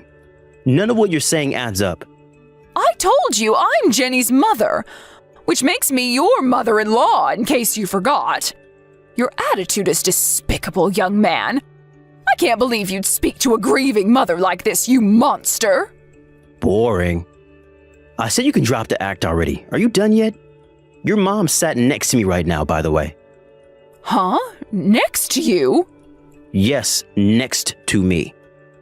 Nia's with us too. Where did you abandon her to go off to? Why would my mom be with you? Oh, look, did this mean you finally dropped that ridiculous act of yours? What's the point in pretending if my mom's there with you? Forget that and answer my question. It would appear you told your parents you went to their house to escape from me. Unfortunately for you, neither of them believed you for 1 second. They didn't believe me? I know this might sound weird coming from me, but your parents have a lot of respect for me and they trust me a lot.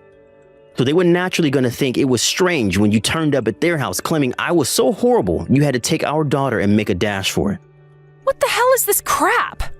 You mean they believed you over me, their own flesh and blood? I'm their daughter, goddammit. It's not that they didn't believe you. It's just that they have a lot of trust in me. So instead of blindly accepting your lies, they called me to find out what was really going on. So what, they blindly accepted your lies instead? Is that how little faith they have in their own daughter? You say that, but unlike you, I told them the truth. Your story was not only absurd, but it was full of contradictions. If you want to try pulling such a crazy stunt, you could have at least tried to come up with a convincing story. Why wasn't it convincing? You died? Get real, Jenny. It takes less than 5 minutes to confirm whether that's true. You wouldn't even fool me temporarily with that bullshit. Did you seriously think I was just going to forget about you and my daughter and go on with my life like nothing happened? What choice did I have? Desperate times call for desperate measures. You were threatening to take my daughter away from me. Not only that, but you were going to make me pay compensation too. Allow me to remind you for the 7 billionth time that you are the one in the wrong. It's only natural I'd want to take custody of Nia and get compensation after what you did to me. Your mom and dad have no reason to cover for you either. Oh my God. You mean I have no allies in this thing at all? Exactly. You've got some nerve to run off with my daughter. You can't keep running forever, Jenny. Just give up already. No! If this is how you're gonna be, I am never coming home. Is that what you want? Fine by me. Huh? Nia's back home with me now. That's all I wanted. We can take care of the divorce in court. You can stay away and never come back for all I care. Oh my God. Do you really mean that? You'd actually take your own wife to court? If you won't come back and sign the papers, then I won't have a choice. Didn't I just tell you? You can't keep running forever. Either face responsibility, or it will come and find you. My patience for you ran out a long time ago, you sick, deranged woman. You've been acting like a spoiled kid this whole time. But we're gonna settle this like adults, before a judge. Mark my words, you're done screwing me around. This ends now.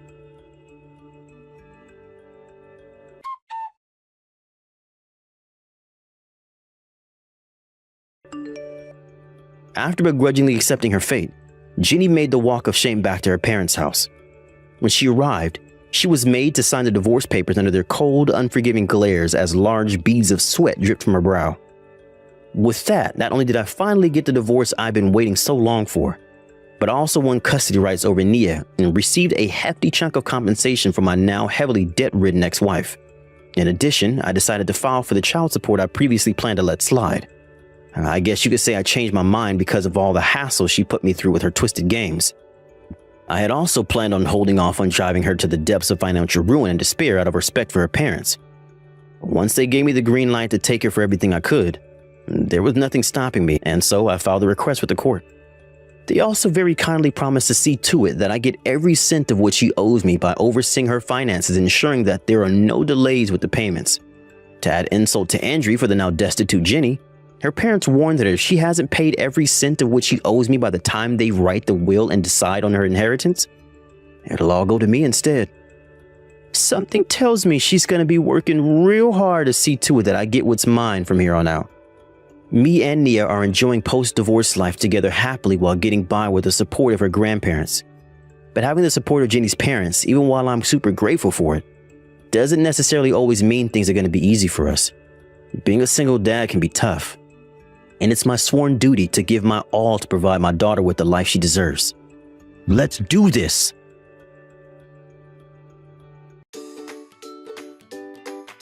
Thank you for watching.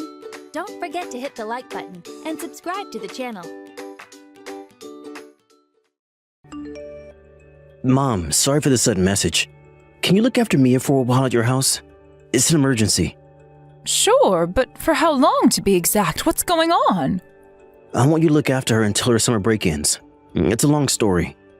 So is she staying over for about a week? We don't mind at all about having Mia stay at our house, but what's going on? Is everything all right? Are you having some problems? You could always depend on your mother. Actually, I had a fight with Christine. It's a pretty big fight this time. She really was furious and told me she'll no longer take care of Mia. Did Christine really say that? She's not the type to abandon her child. Theo, what did you mess up this time? How come she's so mad at you? Why are you always on her side? No, it's not my fault. Because Christine is a wonderful wife who's even kind to her mother-in-law. She also takes great care of Mia and cherishes her a lot. You should be grateful that she agreed to marry you. If she told you that she'll abandon her daughter, you must have messed up really badly this time. Believe me, I didn't do anything wrong. It's actually because of Mia. She's the reason. Christine is exhausted from looking after Mia. Huh? Why? She never complained about it before. Mia has been hanging out at her classmate's house often since her summer break started. At first, it wasn't much of a big deal. But then, Christine started getting calls about how Mia was not behaving properly when she was over at her friend's house. Some of her friend's parents even forbid her to come over now because of her problematic behaviors. We're having a hard time disciplining Mia. They're forbidding her from visiting their house? What did she do? Is she that bad? Well, for example, she waits in front of their house like a stalker from early in the morning, and sometimes even eats from their fridge without asking for permission. She never listens no matter how many times we try to tell her to stop. We're really trying our best, but nothing seems to work. I never knew Mia was such a problematic child. She used to be an understanding child. I think I understand why Christine is exhausted looking after Mia. She sounds hard to deal with based on what you told me. Did Christine receive phone calls from their parents complaining about Mia's behaviors? Is she dealing with them all alone? Yeah, every day. She doesn't let me answer the calls. She's apologizing on her phone every single day at this point. I really want to help her somehow. So I thought that it might be best to separate Christine and Mia for a while so that she can take a break. I don't know what's wrong with Mia. Is she in her rebellious era? How can she act so inappropriately? She's not the type to rebel like this. She usually listens to what we say, doesn't she? From what I saw, she was a really good girl. I'm guessing she's doing it on purpose. She knows what she's doing. My guess is that Mia looks down on Christine. You know, Christine isn't really strict. She's also gentle when she gets mad at Mia. Mia thinks Christine can't stop her from doing what she wants. I don't think that's exactly the case, but we'll figure it out. We'll overcome this together as a family. Well, I think I have a pretty good idea about what's happening within your family now. You can leave Mia with me. She can stay over as much as she likes. Thanks, Mom. Really appreciate your help. Oh, don't. You can always depend on me. I'm your mother. Both your father and I love to spend time with our granddaughter, too. We're willing to do anything for her. But her problematic behavior at her friend's house does bother me a little, and I can't deny that I'm a bit disappointed. Should I try talking to her about it when she comes over? No, I would rather you stay silent about it. I actually don't want you to ask her about what's been going on recently. Are you sure? I might be able to help. Thanks, but you don't have to do that for us. She's been getting scolded a lot by her friend's parents, and we've also been pretty strict to her recently. She must be tired too. I want you to act naturally so she can relieve some of her stress while she stays over at your house. I think that might help her calm down a bit. Okay, I'll just be my usual self then and pretend like I know nothing about it. Is that what you want me to do? That would be really helpful, thanks a lot. And it would be great if you can pay close attention to her and see if she's doing okay. Maybe check on her emotional state once in a while. All right, I get it. I'll take good care of her, so don't worry. Thanks. I'll stop by at your house with Mia later. Okay, make sure you bring the necessary things for her sleepover. Take your time.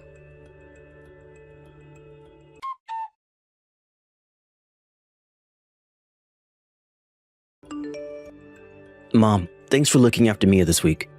Christine is really thankful about it too. We can't thank you enough. Don't worry, I had a lot of fun spending time with Mia. She's really growing up. So, how is Christine doing? Is she feeling better? Yeah, she's feeling much better now, thanks to your help. She got to take a break and relieve some of her stress. Theo, I haven't contacted Christine at all this week. I think she might be worried. Should I at least tell her how Mia's been while she's been staying over at our house?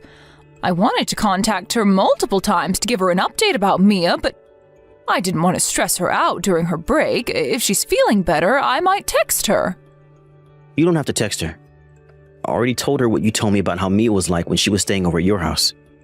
There's nothing to worry about. And Christine doesn't know that you're aware of what's going on within our family right now. She thinks it's a private matter. What? Really? You haven't told her? It's a pretty sensitive topic about our daughter. I thought she might not want her mother-in-law to know about her family problems. I bet she doesn't want anyone to know that she's tired of taking care of her own child. She wants to look like a good mother in your eyes. Well, it might be hard for her to say, but that doesn't mean she should keep everything to herself. She could always ask for help. As I told you, your family can always depend on me. I'm willing to take care of Mia once in a while if that helps. We're glad to have her at home. You know, Christine can be really sensitive sometimes. She gets nervous and loses confidence easily. She doesn't want to cause trouble to other people, including you, Mom. It's just the way she is. If she gets to know that you're aware of her situation, she'll feel really ashamed of herself and feel even more stressed out. So, I hope you can leave her alone for the time being. I bet she'll contact you once she gets better. If you insist, I won't argue with you. I hope she feels better soon.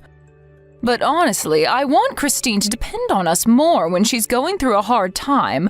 We're always here for her. I heard her father passing away when she was young, and her mother also lives far away. She doesn't have any relatives who she can rely on living nearby. I want her to think of me like her real mother and rely on me when she needs help. Theo, I'm guessing you've been making Christine do everything around the house, saying you were too busy with work. You could have helped her out before she reached her limit. I should have been a more supportive husband. I regret not realizing it earlier. But I promised myself to help her as much as I can from now on. I want to support her as her husband. I'll take better care of my family. You can trust me on this. Yes, please do so. I bet Christine was pushing her limits and exhausting herself with the workload at home. I know now. If she gets stressed out like this again, I can invite her over so she can recuperate for some time. Of course, Mia is always welcome at our house as well. Please tell Christine that I'm always willing to help. And for you, Theo, don't make her suffer from stress and check on her mental state, okay? Yep. I won't let this happen again. I'll do better next time. Support her better so that you'll realize before she reaches the limit. If that's hard for you, come and ask for help before she collapses from stress. It only takes about an hour by car to get here. I think we're pretty dependable, don't you think? I'm your mother, and I think of Christine as my real daughter, too. Yeah, thanks a lot, Mom. I heard from Mia that her school starts tomorrow. She's been through a lot during summer break, so don't forget to support her and listen to what she has to say, okay? Let's be patient and overcome this together. I regret scolding her so frequently for the past few weeks. She must be stressed too. Yes, you should be. Scolding your child isn't always the solution. It's important to spend quality time with her, listening to what she has to say. Bond with her so that she can comfortably ask for help when she needs you. She was a good girl when she was staying over at our house, so I don't think it's a big problem. She never tried to leave the house or acted in a weird way from early in the morning. I guess it'll pass soon. If her problematic behavior continues after school starts, you can bring her over again. Taking a break at her grandparents' might calm her down. Okay, I'll do that. You've really been a great help. I'll also persuade Christine to depend on you when she needs your assistance. I'll text you again soon, Mom. Thanks again for everything. Yes, you can always depend on me when you need help. And I'm also worried about Mia. She's my precious granddaughter. It might be hard for you too, Theo, but I hope you can overcome it with your family.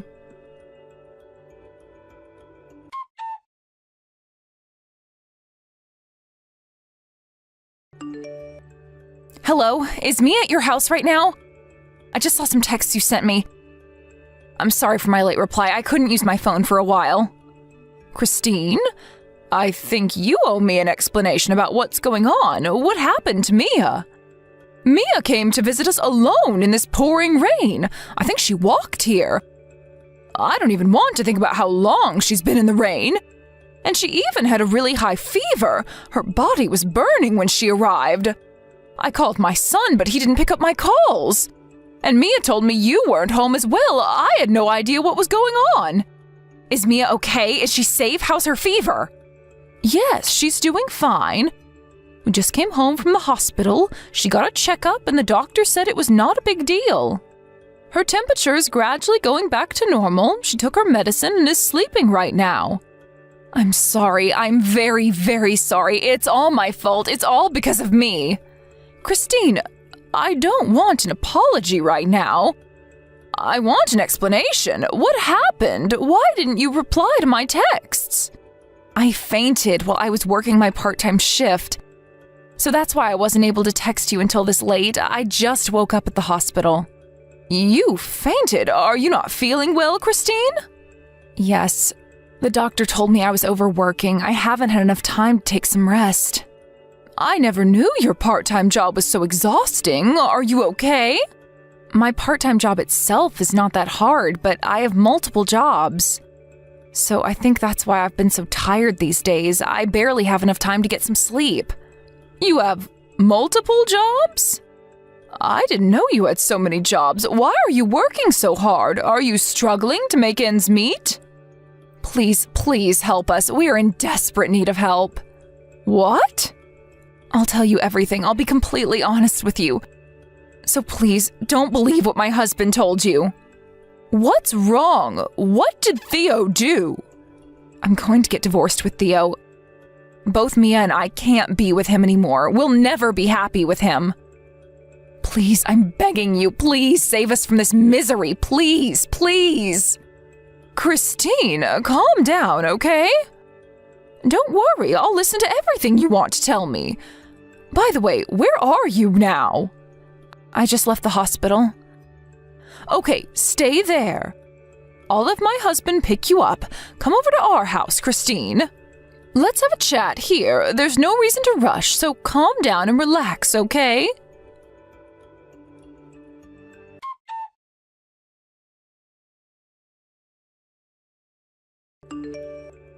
Mom, are you still awake? Sorry, I was at work and couldn't check your text. I just came home from my office. So, why did you call me? Something wrong, Mom? Your daughter visited us soaking wet in the rain. She walked here in the pouring rain. How long do you think it took her to get here? How dare you leave her alone when she had such a high fever? Calm down, Mom. My wife was supposed to be looking after her. How come Christine was with Mia? I can't skip work, you know. I have work to do. Oh, is Christina complaining again about being tired and all from looking after Mia? Stop lying to me, you stupid son.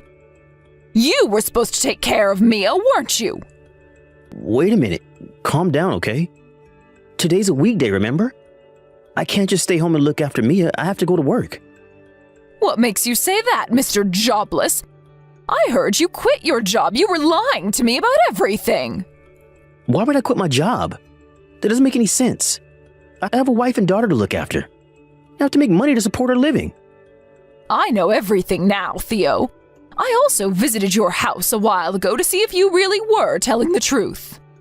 I saw the texts you've been sending to Christine, too. You can't hide everything from me now. Huh? Mom, what are you talking about? You were forcing Christine to work multiple jobs and expected her to bring home enough money to support all of you? You even used up child support to go out drinking. Do you know that she fainted during work today? She was exhausted from overworking. I can't believe you've also been abusing Christine at home. Do you know that's domestic violence? Huh? You think I'll ever do that? I love Christine. Did Christine tell you all this nonsense? And you believe what she said? Yes, she told me everything. She looked very weak. I feel so sorry for her. I can't help but believe her, can I? She was crying when she told me this. She was in a horrible state. Christine made up everything. Don't believe her. I saw her chat history directly using her phone. It was directed at you, and I clearly saw your name on top of the chat. She can't make this up. She also let me check her insurance certificate. It said you didn't have a job. I know you don't work for any company anymore. You can't lie to me. I know the truth. Are you going to believe your daughter-in-law who's not even related to you more than your actual son? Mom, you can't be that serious. Christine is more than you think, Mom. I know her well. Okay, then give me proof.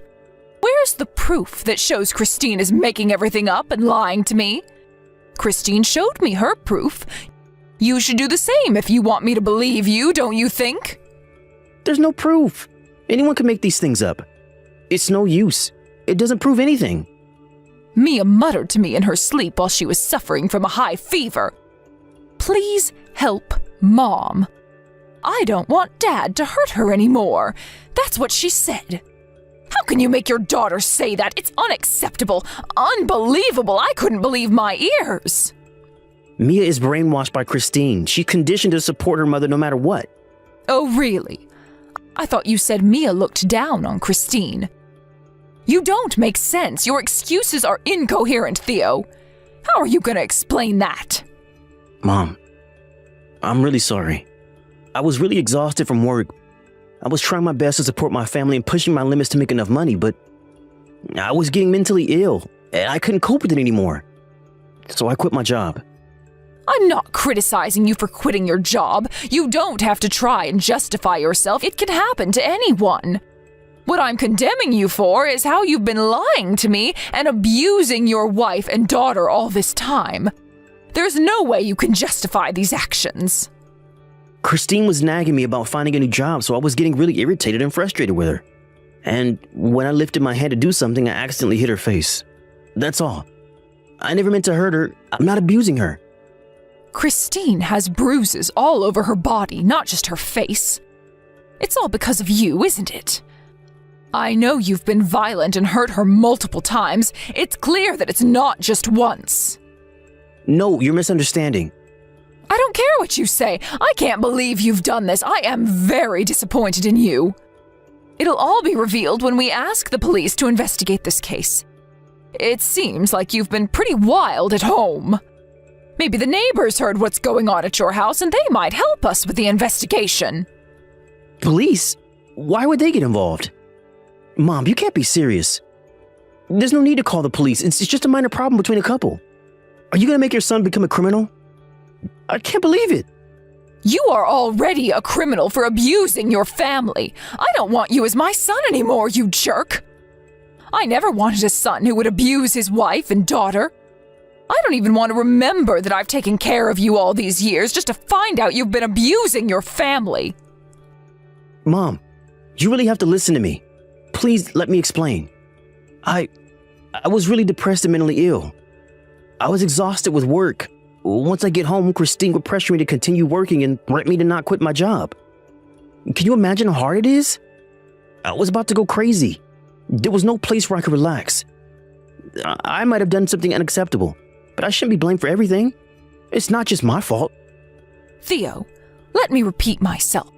I'm not criticizing you for quitting your job, understand?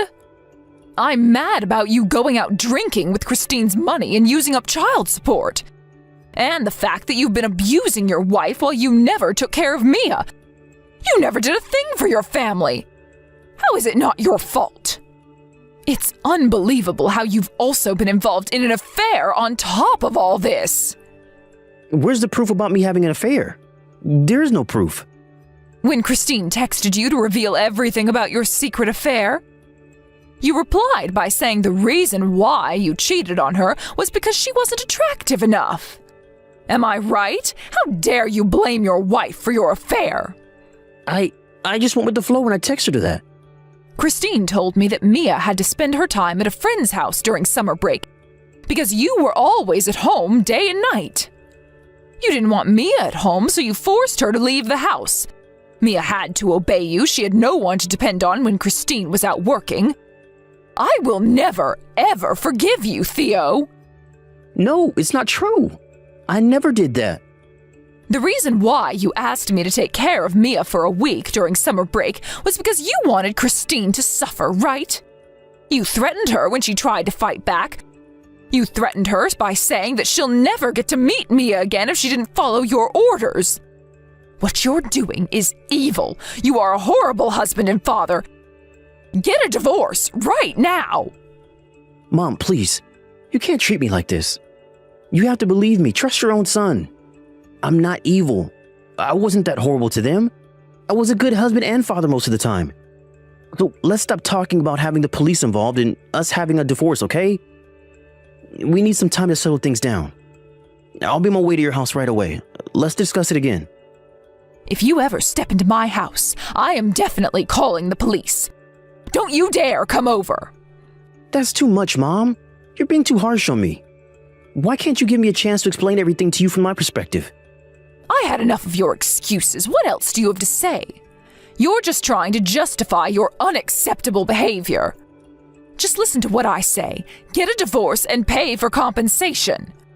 And make sure you pay for child support until Mia becomes an adult. At least you can do that as her father. How can I pay for everything? You know that I'm jobless, right? Oh, you don't have to worry about that. Do you remember Uncle Max? I remember you disliking him since you were little. He wants new employees to work on his farm, and I think it's a great working opportunity for you. He'll pay you the minimum wage and educate you on becoming a decent adult. Uncle Max? Why'd I have to work for him? Mom, you should know that I'm uncomfortable around him. I don't have any good memories about him since I was a child. He's one of the strictest people I've ever known. Why would you do this to me, Mom? Oh, I know very well that you don't like him, and that's why I asked him to hire you.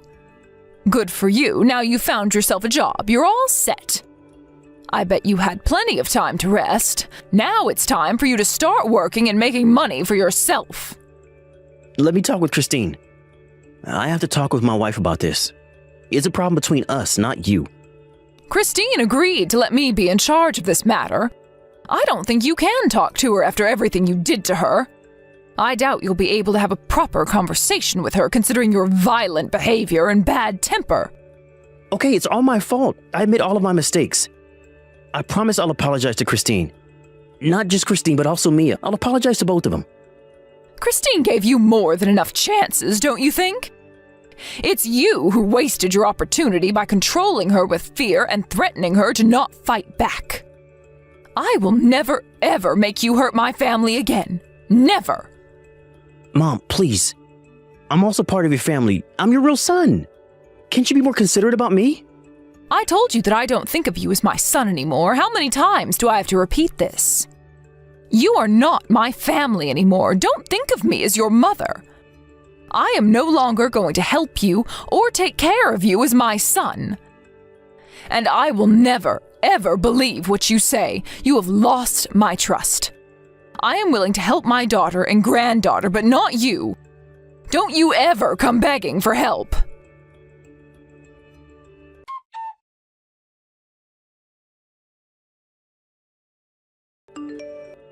At last, Theo and Christine got a divorce. It wasn't a smooth process with Theo complaining about the divorce, but we were successfully able to make him pay for compensation. He clearly did not have enough money to pay for all of them at once, so he had to borrow some money and is now in debt. Because he's jobless, he didn't have any credit to borrow a large amount of money at once. He was only able to borrow some money using the credit card loan, and his father and I decided to pay for the rest for the time being. He promised to pay us back when he earns enough money to do so. His lover was furious about having to pay for compensation. She didn't know that Theo was married and had a wife as well as a daughter. It turns out that she was never serious about him, but ended up losing a big amount of money because of him. She instantly dumped him, and now Theo is left all alone. Well, he's not alone, to be exact. He started to work at our relative's farm to earn enough money to pay for his debts and child support for Mia. I heard he's working pretty hard every day. It's nearly impossible for him to run away from the farm, which is located in the middle of a rural town. And I also have a GPS installed in his smartphone, so I can always check where he is. I will never allow him to escape from his payments. It's his responsibility, and the last thing he can do as a husband and father for Christine and Mia. For more than 10 years, he'll have to continue paying for child support as Mia's father. He should be aware of his horrible actions and regret it until the last day of his life. Christine and Mia decided to move in with her parents after she got a divorce with Theo. I bet she wanted to leave the neighborhood full of bad memories. I will miss them very much, but I think it's best for them to stay with her parents after she's gone through a lot. Mia seems to be having a fun time at her grandparents' house as well. She happily called us the other day to tell us that she made many new friends at her new school. I am glad she's enjoying her school life. Her problematic behaviors also got better, and I'm relieved that she's back to being a good girl. I'm proud to have her as our granddaughter. I can't apologize enough for what my son did to her, but as long as Christine and her family is willing to maintain a relationship with us, both my husband and I would always be there to help them when they need any assistance. She can always count on us. It's the last thing we can do, and our responsibility as parents of such a horrible son. I am very thankful that Christine allows us to meet our granddaughter once in a while. And we will always hope for the best for Christine and her family from far away. Ethan, I thought you would be done with your work by now. How come you're so late? Are you still at the office? Are you going to come home late? Oops, sorry. I forgot to tell you beforehand. I'm having a drinking party with my colleagues tonight. Drinking party? Again? Really? You told me you had a drinking party with the people from your company when I asked you why you were home so late the day before yesterday. If you're going out drinking, you should at least make sure to tell me beforehand.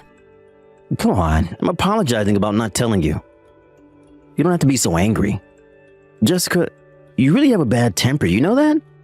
It's because you don't text me beforehand.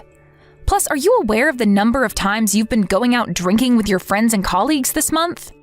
Huh? I don't know about the exact number. I don't remember, but several times, I guess. There's nothing funny about it, Ethan. Let me remind you, I am pregnant. Do you know that? Aren't you worried about leaving your pregnant wife at home alone while you go out drinking? Huh? I know you're pregnant, so what? It doesn't change the fact that you're a big adult now. Oh, are you telling me you're feeling lonely being at home alone? Do you miss me? Stop making jokes. There's only a few months left until my due date. So what? What do you want to tell me? Ethan, you don't know? I hope you can be more considerate about me. With my big belly, it can be hard to move sometimes. Can you at least try to come home early sometimes? It's not a pleasant feeling seeing you go out every night. Hey, I think you're misunderstanding something. What kind of misunderstanding? It's as if I'm happily going out with my mates and love taking part in drinking parties, but that's definitely not true, okay? Why? How is it not true? Going drinking is part of my job. It's necessary for my position at work. I'm not just having fun drinking with others. Do you get it? But do you really have to go out nearly every night? What can I do? It's my job. I'm really tired too. Working hard for the whole day. I want to come home as soon as my work's done. But I'm pushing myself over the limit for you and our baby. It's not a pleasant feeling when you criticize me like that, saying I'm just playing around and going out drinking every night. I know you're working hard every day. I'm really thankful for you. You're working every day until late for me and our baby. Really? Yes, I'm serious. I think participating in drinking parties once in a while is a good way to relieve your stress. But considering how frequently you take part in them, it's a bit problematic.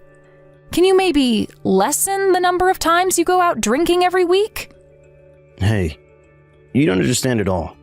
You're being really selfish, you know that? Selfish? How am I being selfish? As I told you earlier, I'm working hard every day and sacrificing my free time for these drinking parties. But how about you? What are you trying to say? I'm doing housework at home every day. Huh? You're not doing anything.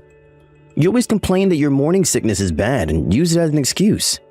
I'm sorry about that, but it's really difficult to do anything when I'm having morning sickness. Look at you. See? You're making excuses. I really envy women, you know? They'll get off the hook once they bring up their pregnancy or morning sickness. But life's so easy for you. I'm not trying to slack off or anything. It's a horrible feeling, really. Okay, you're free to say whatever. I go out with my boss after work to make him happy no matter how tired I am from work. You don't feel bad for me? Aren't you feeling any sense of guilt? I'm sorry. So you're apologizing now. I guess you admit what I said about you slacking off. No, not really. You seem to be really sensitive about this topic, Ethan. You admitted it the moment you apologized to me. You apologized because you were feeling guilty of something. Now that you apologized, you're the bad guy here. What kind of interpretation is that? It doesn't make any sense. Shush. No more complaints. End of conversation. You're definitely the one to be blamed. Understood? Stop making excuses and complaining about everything you don't like. It's annoying me. Wait, Ethan! Can't you listen to me? You're just concluding everything on your own. Didn't I tell you? No more complaints. I'm still drinking with my workmates right now. I'm leaving now.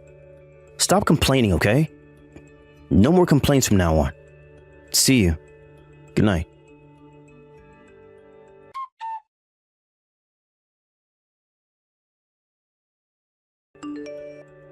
Jessica, I'm off to a drinking party. I'm gonna be home late, so I thought I should tell you beforehand. You're going drinking again? I text you like this so that you won't nag me again. But look at how you respond. What's with your attitude? Didn't I tell you to stop complaining? No, I remember, but... But? What do you mean? Are you gonna make more complaints? It's not a complaint, I think. To be exact, I have a question I want to ask. What question? Why are you hesitating? Your attitude irritates me so much. If there's something you want to say, just say it. Be straightforward. Okay, if you say so, I'll ask. You're really going drinking, right? I just wanted to double check. Huh? That's your question? I'm telling you that I have a drinking party to attend. What else am I going to do? Okay, sorry for asking. I thought it was too frequent if it really was a drinking party. So? What's bad about having a drinking party so frequently? You don't make any sense. I'm not trying to say it's bad. I was a bit suspicious if you were really going drinking. What? Do you think I'm having an affair or something? To be honest, I think it's more realistic that you're going out to meet someone rather than going drinking. I noticed you've been receiving texts from the same woman often recently. Texts? How do you know that? Don't tell me you've been checking my phone. That is creepy as hell. I haven't been checking, it just got into my sight. I don't know what those texts are about, but I did realize that you've been getting messages a lot recently. Gosh, you think you're a detective? So annoying. Like I've been telling you so many times, I'm attending these drinking parties as part of my job. The texts you saw on my phone are related to work as well, obviously. But here you are being suspicious of me having an affair with someone else. What's wrong with you? I'm really sorry if I misunderstood. I was just worried. So you think that it's okay to be suspicious of such things if you're worried? Nope, you're going overboard. I really can't tolerate those behaviors of yours. You're crazy. How can you call yourself a decent adult? I'm sorry. If a simple apology is enough, the police would lose their job, don't you think so? First of all, you're complaining that you're too sick to do housework. Who do you think you are? How come a lazy person like you suspects me of such things? I thought if we were equal in our relationship... You're not answering my question. I said, who do you think you are? You don't understand English? Seriously? Why the hell did I marry you? Do you even understand who I work hard every day for? I'm sorry. What's the point of apologizing so many times? If you really feel sorry, prove it. Where's your sincerity? You have to do better than this. I am very sorry. Please accept my apology. Please forgive me. So, you should know who's right and wrong here. Never ever complain to me again. Learn from your mistakes, okay? It's so annoying when you make these misunderstandings. Got it? Yes, I understand. Then now you should know how to behave in front of me. How should I behave? Not only are you not allowed to make any complaints, you also shouldn't use your morning sickness as an excuse for slacking off. If I ever catch you doing so, I'll never forgive you, understand? Do you get what I said? Hello? I'm waiting for your reply. Yes.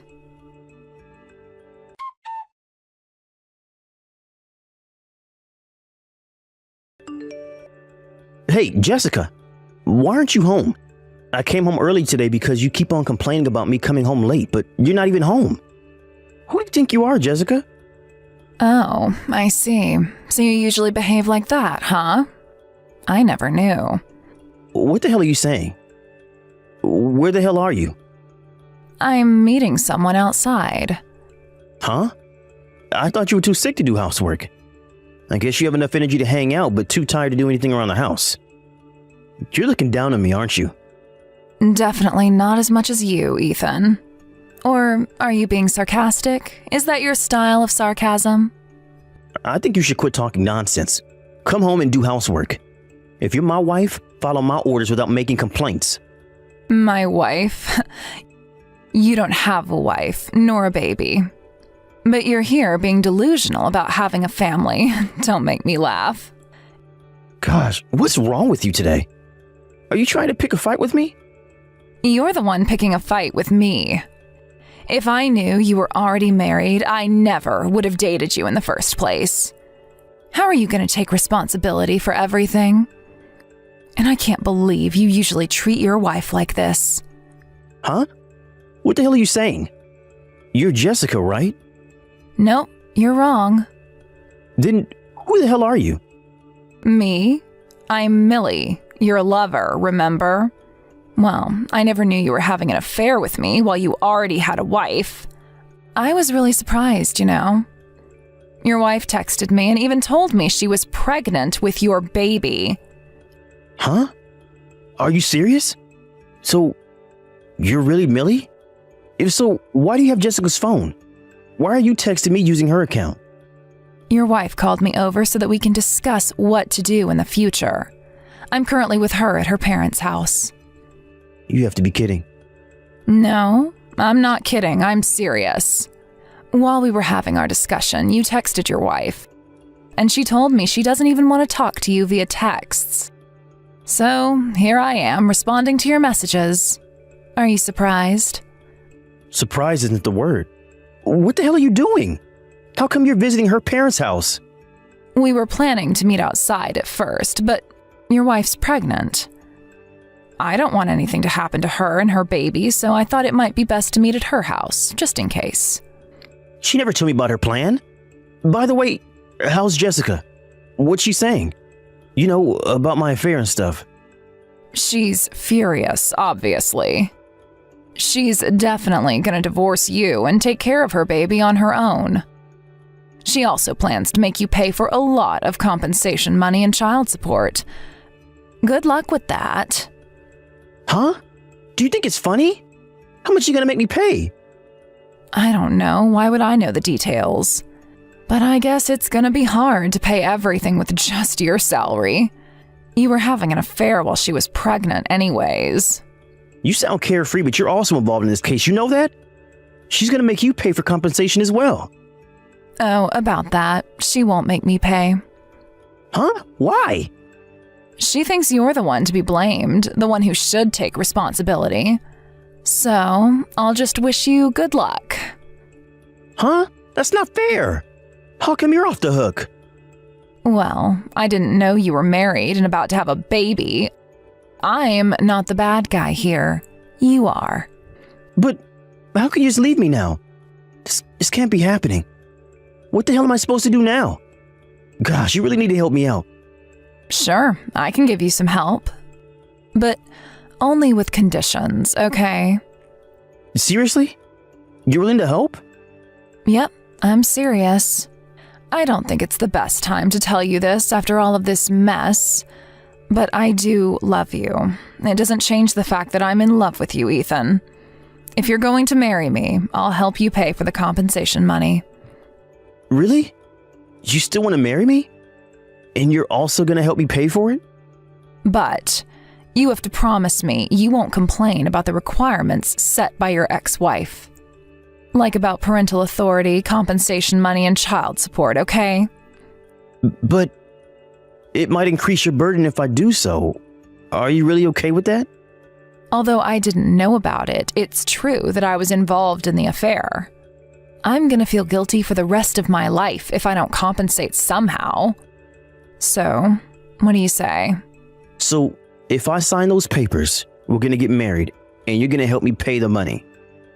Of course. So make sure you go sign the papers tomorrow. And as soon as we're done, we'll have a brand new start.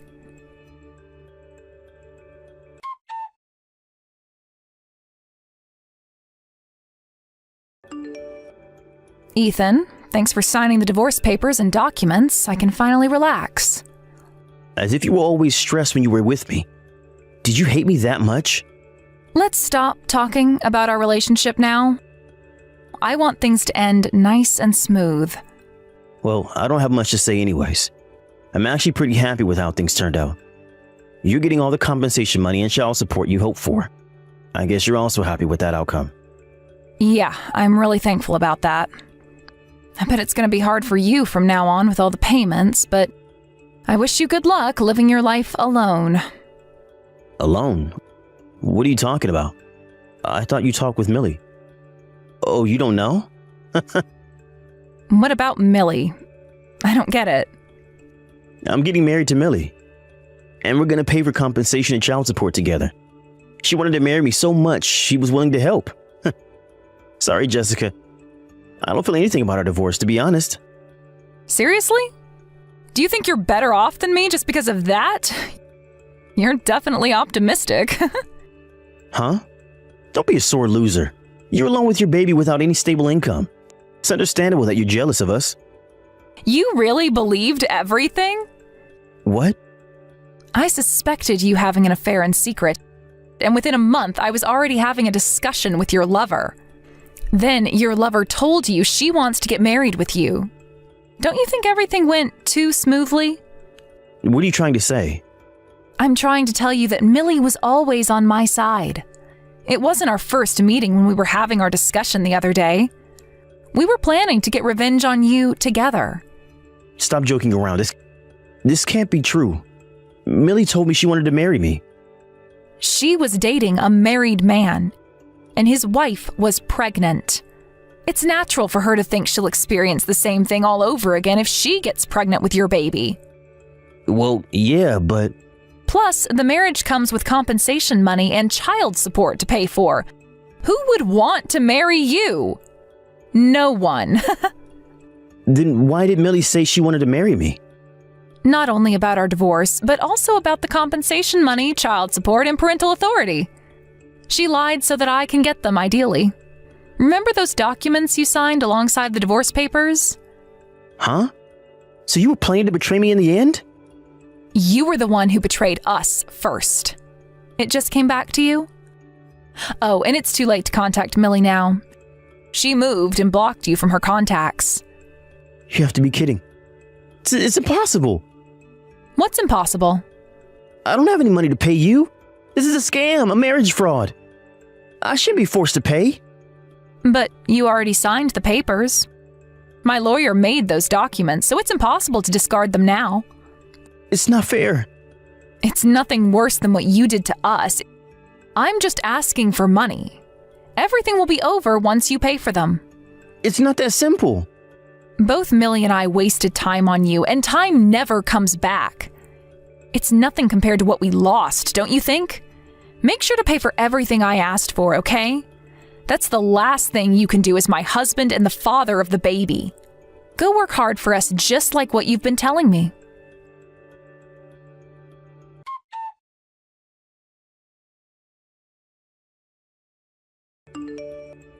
I was successfully able to get a divorce with Ethan. Thanks to the signed documents about compensation, child support, and parental authority, everything went smoothly, as I'd hoped.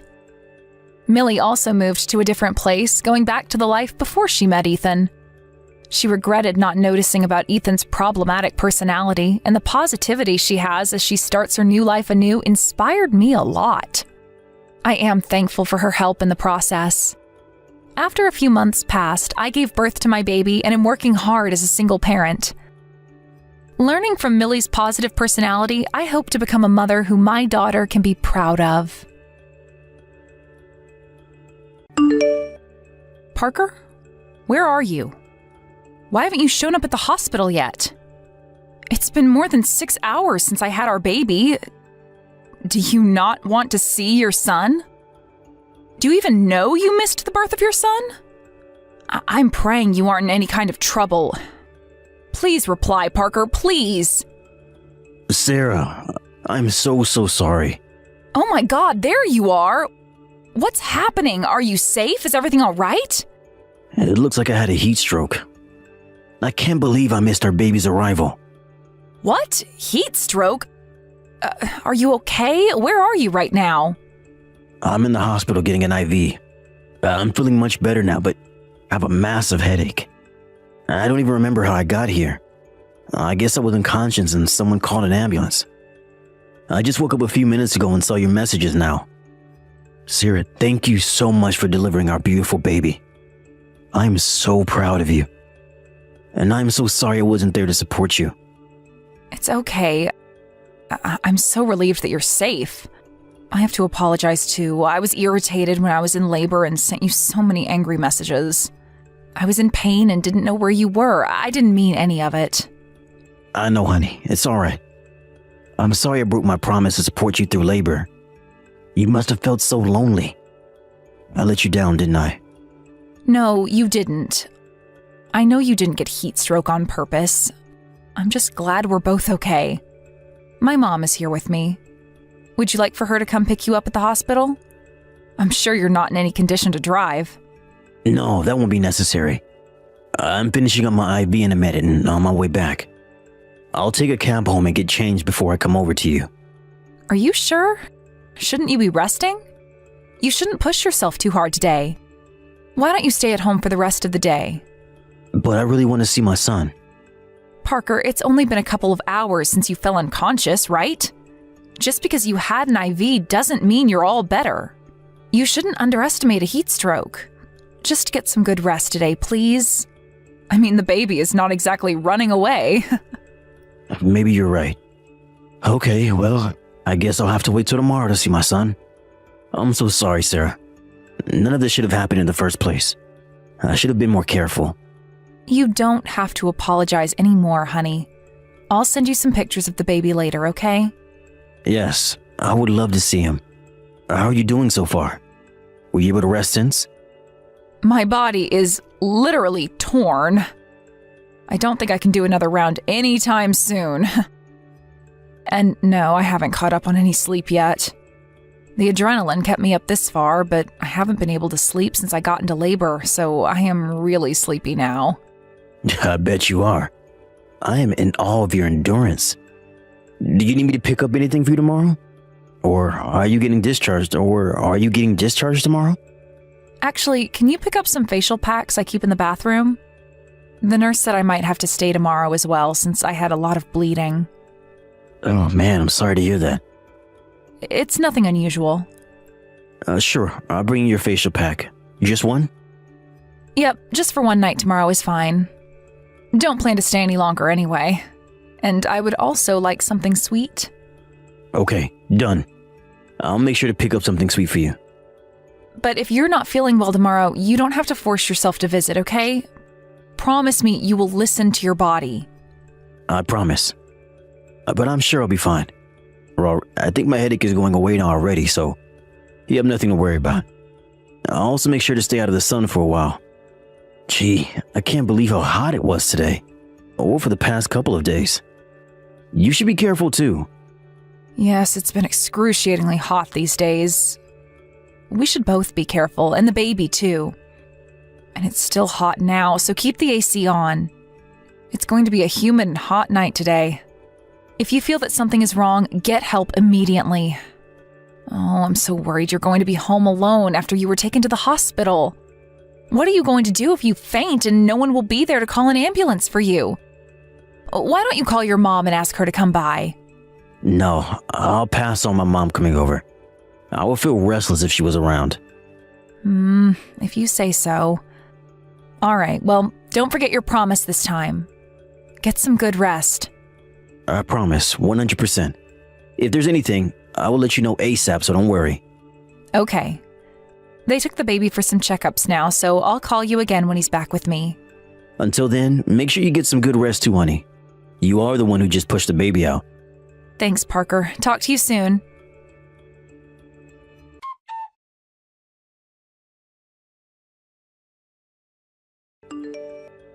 Parker, are you still at work?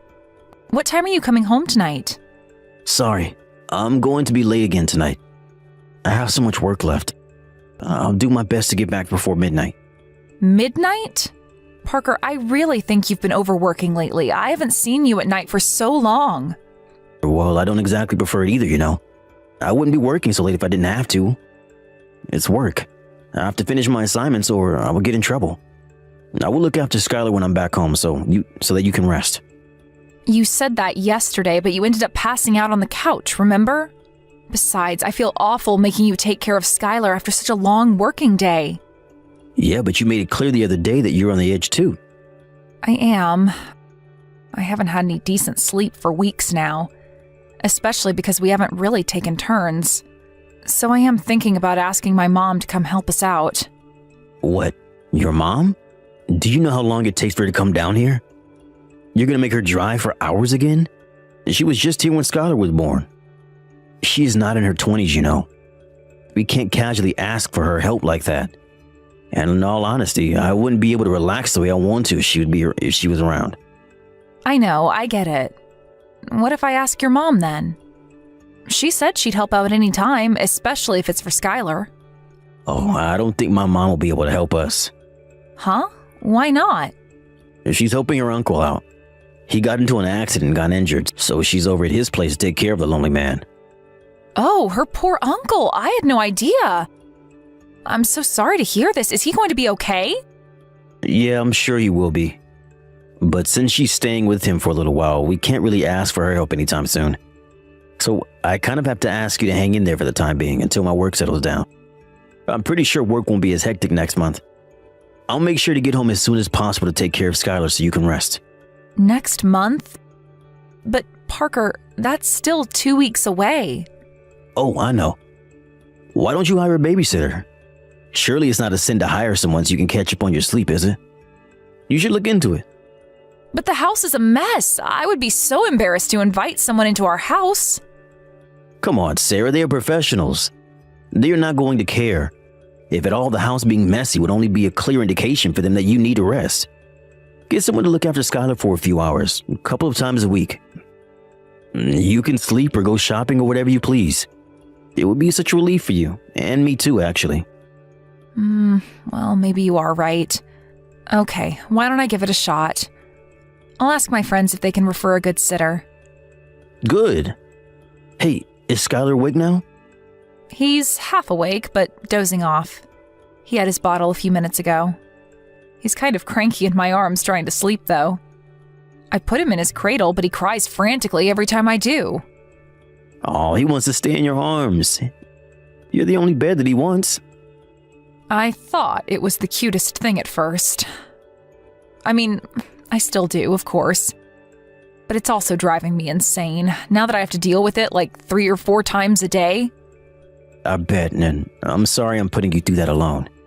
Hey, I know this is kind of a weird question, but how many times does he poop a day?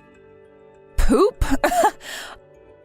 A lot, like 5 or 6 times a day. Some days more, some days less. Why are you interested about his poop suddenly? One of my coworkers' wife also just had a baby, and he told me that his baby is always constipated. Apparently, his wife is totally paranoid about it. How old is the baby? About the same as Skylar? Yeah, I think so, like a month old. Seeing his wife paranoid is getting him really worried too, you know? I can imagine why they'd be very worried, yeah. But I heard that it's common for babies to get constipated. Some babies don't poop for a couple of days, but are perfectly fine.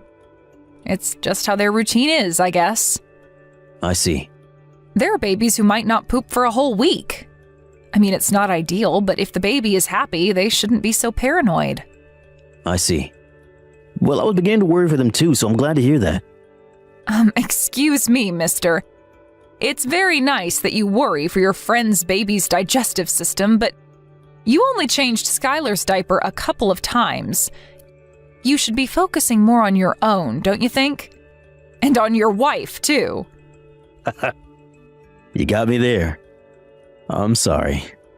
I'll make sure I focus on you guys more. Anyway, I should get back to work. Okay, I'll let you go. Don't overwork yourself. and try to come home as soon as you can.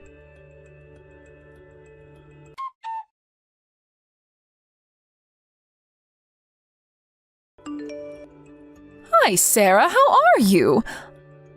Listen, I really hate to be nosy, but it's really about time you come back, don't you think? Devin? Hi. Sorry, but I'm not following. What do you mean it's time I come back? Is everything all right? I know everything, honey, so I hope you can be honest with me. Are you really okay spending so much time away from your little baby? Aren't you worried at all? Spend time away? Well, of course I would be torn if I were separated from my baby. Why, then? How can you just abandon your baby? I'm sorry, but I think you're making a huge mistake leaving him. I feel so horrible for poor Skylar. Abandon my baby? Devin, what are you talking about? I have no idea what you mean. I have never abandoned my baby anywhere. Are you okay? Don't act stupid. I said I know everything. Parker told me. You left Skylar with Parker and haven't been back. It's unbelievable. How can you leave such a fragile life like that? I didn't know you were such a cold-hearted woman, Sarah. Excuse me? Devin, seriously, have you lost your mind? I have no idea what you're talking about. Leave my child? I would never, ever do that. I'm with Skylar right now. Stop it, Sarah.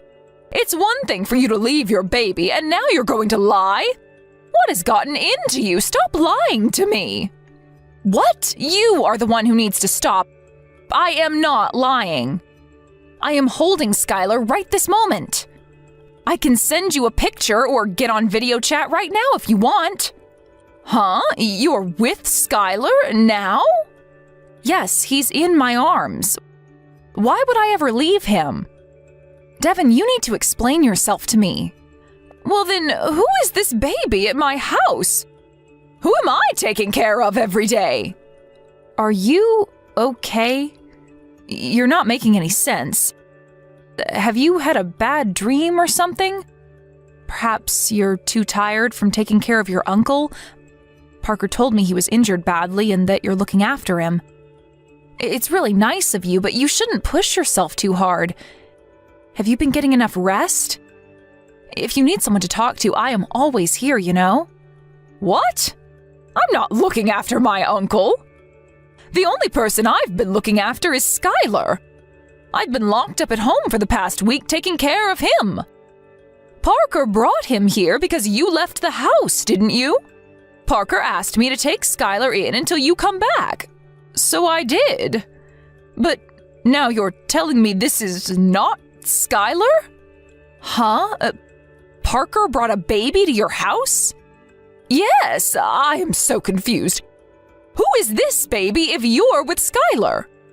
I have never left Skylar's side since he was born. Even when I hired a babysitter to rest, I didn't leave the house because I didn't want to be away from him. What in the world is going on? Seriously, who is this baby then? When did Parker bring you this baby? Probably like a week ago. So that's why he said you couldn't come over to help. What? Do you know something? Only that he lied to me about your whereabouts. Aside from that, not a clue. But clearly Parker does. He's been acting weird ever since I had Skylar. He's never home, comes back past midnight every day. He told me it was just work, but I'm starting to think that that is not the truth. Work till midnight? Do you mean he's been coming home late this past week too because of work? Yes, that's what he keeps telling me. No, that's not true. He's been leaving work at 5 p.m. on the dot every day to come over to my place and look after the baby. He said he'll be coming before 6 p.m. today too. Is that so? Let me guess, he told you not to contact me yourself? He did. He said he is handling the situation. And that if I messaged you, you would feel cornered and won't come back. So I've been refraining. But you know it's been a week now and I couldn't help it. I needed to know why you left. That's why I finally messaged you today. Okay, I understand. So then, he must not want us to know who that baby is. Devin, I'm going to come over to your place in a little while, if that's okay with you. If Parker arrives before I do, can you make sure he doesn't go anywhere? We're going to get to the bottom of all this mess today.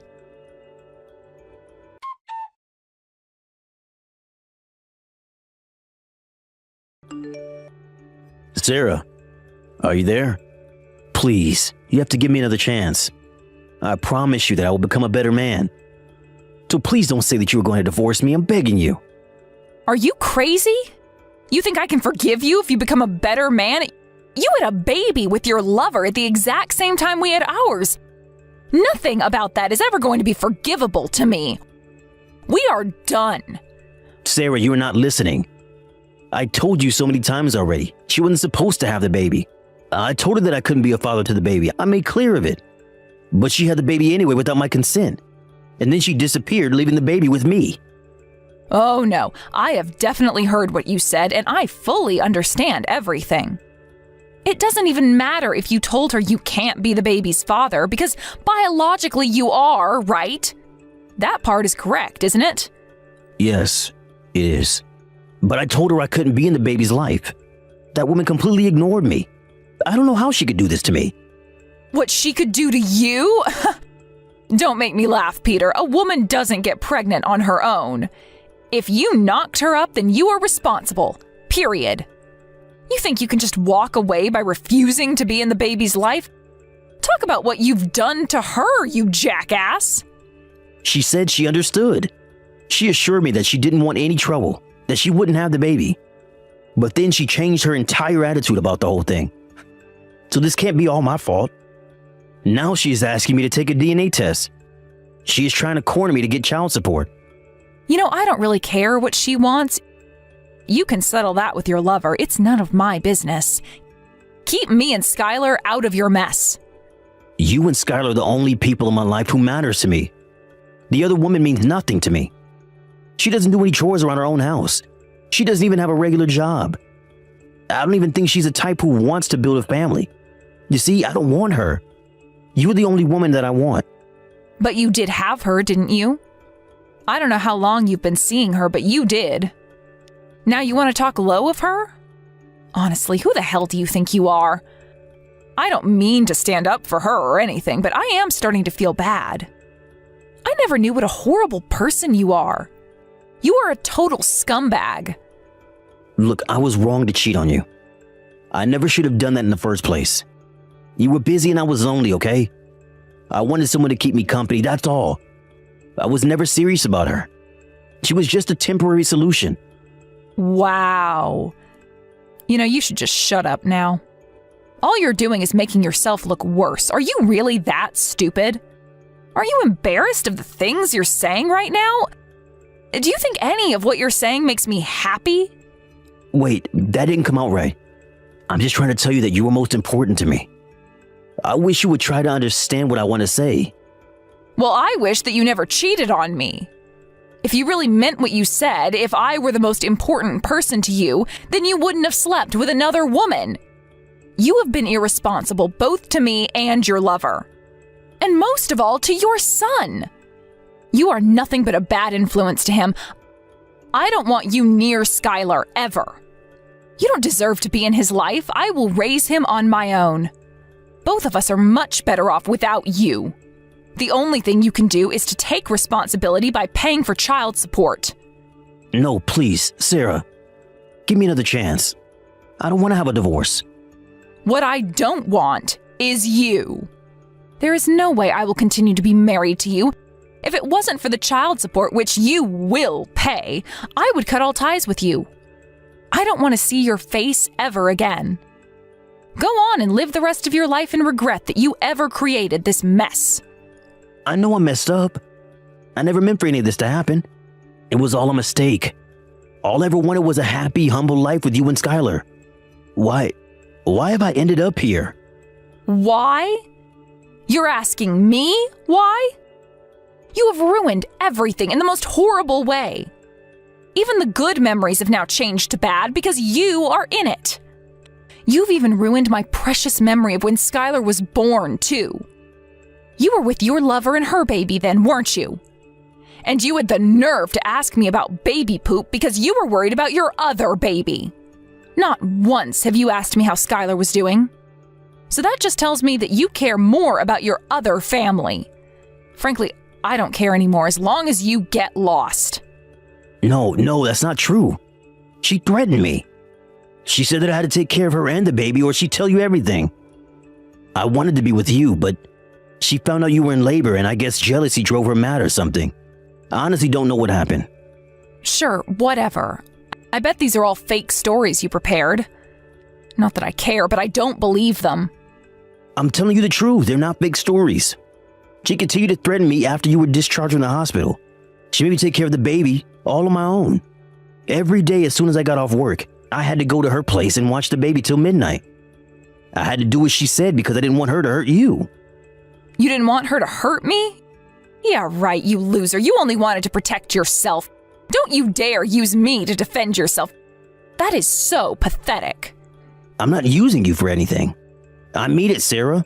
I didn't want you to get hurt because I love you. Well, you really didn't do a good job keeping me away from harm. Because it's not her who hurt me, it's you. And you hurt me very badly, in case you didn't know. Do you even realize that I have been taking care of Skylar on my own, too? At least you had work to run away to. I've been doing everything by myself since the moment I had him. The only breaks I ever took were the few hours per week when the babysitter was here. You were absolutely useless, passing out as soon as you came home every night. I was so lonely and tired, too. I'm so sorry, Sarah. I truly am. It irritated me so much that you'd fall asleep as soon as you got back, but I didn't want to wake you up because I believed that you were tired from work. So I sucked it up, no matter how little sleep I've had, for you and Skylar. So you can try to imagine with your tiny brain my shock when I found out that you have been taking care of your lover and your other baby while I was suffering. I'm sorry. You have hurt me enough and betrayed your own family. Both of our parents know, and they too believe I should divorce you. And to be clear, there is zero chance of us getting back together. Sarah, what am I going to do about the other baby? I can't raise him on my own. What the hell? How the hell would I know? Go talk to your lover about the baby, not me. I can't get a hold of her. I haven't been able to for days. I have work. I've been putting off so much tasks to leave the office early. I can't take care of him forever. My mom is saying that she won't take care of the baby anymore now that she has found out what I've done. I'm going insane. I don't know what to do. So you ask me for help? Seriously? Can you be any lower? You feel so sorry for yourself, don't you? You should be sorry for me, for Skylar, and the poor baby who has idiots for his parents. You are not the victim. God, you're driving me insane. I can't believe I have to tell you all this. You did what you did, so be a man already. Should I put him in foster care? You will decide yourself. I am not saying anything about what you should do with that child. I will not let you guilt trip me by telling you what to do. Sarah, why don't we raise the two as brothers? They will be great together, don't you think? Excuse me? I think that is the best way for everyone. If we raise the baby with Skylar together, no one will get left behind, you see? It's the perfect solution. What the hell are you talking about? I think you actually have gone insane. I will not take care of you and your lover's child and stay married to you. Absolutely not. You're a mother too, aren't you? Don't you feel bad for him? He's been abandoned by his own mother. I do. He's done nothing wrong. I feel horrible that his mother left him. But the worst part of it all is that his father is an unbelievable shithead. His dad is a coward running away from what he has caused. I can't raise a child working full time. Sarah, please. I don't want to give him up. Won't you be his mother? I'm begging you. The kindest person I've ever met. You be able to love him just as you love Skylar with that big heart of yours. It won't even matter that you're not his biological mom. I know deep down you care for this baby's happiness too. Don't let me or Skylar down any more than you already have. Please. It is crystal clear to me that you only care for your pathetic self. We both know you don't mean anything that comes out of your mouth. For the baby's happiness? You don't care about anyone's happiness but yours. I will not be used to lessen your burden. Nor will Skylar, your mom, or anybody. Sarah, I'm sorry. Forgive me, please. I will never hurt you ever again. I will never cheat on you, and I promise to be an amazing father to the boys. Please, reconsider and give me a chance. I know that we can start over and build a beautiful family.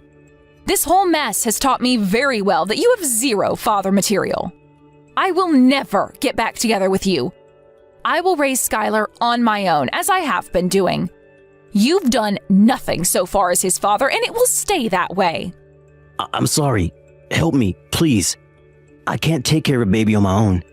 Sarah, are you listening? Please, don't leave me. You made a choice to betray me a long time ago. This is just karma biting you in the ass. For the millionth time, we are not getting back together. Ever. In fact, I'm quite busy caring for a tiny baby. I'm sure you are too, so let's get on with our lives. I cannot help you take responsibility for your decisions. I hope you can at least learn from your mistakes. Whether your baby lives a happy life or not is up to you now. It's a heavy burden, isn't it? Now you know. Finally.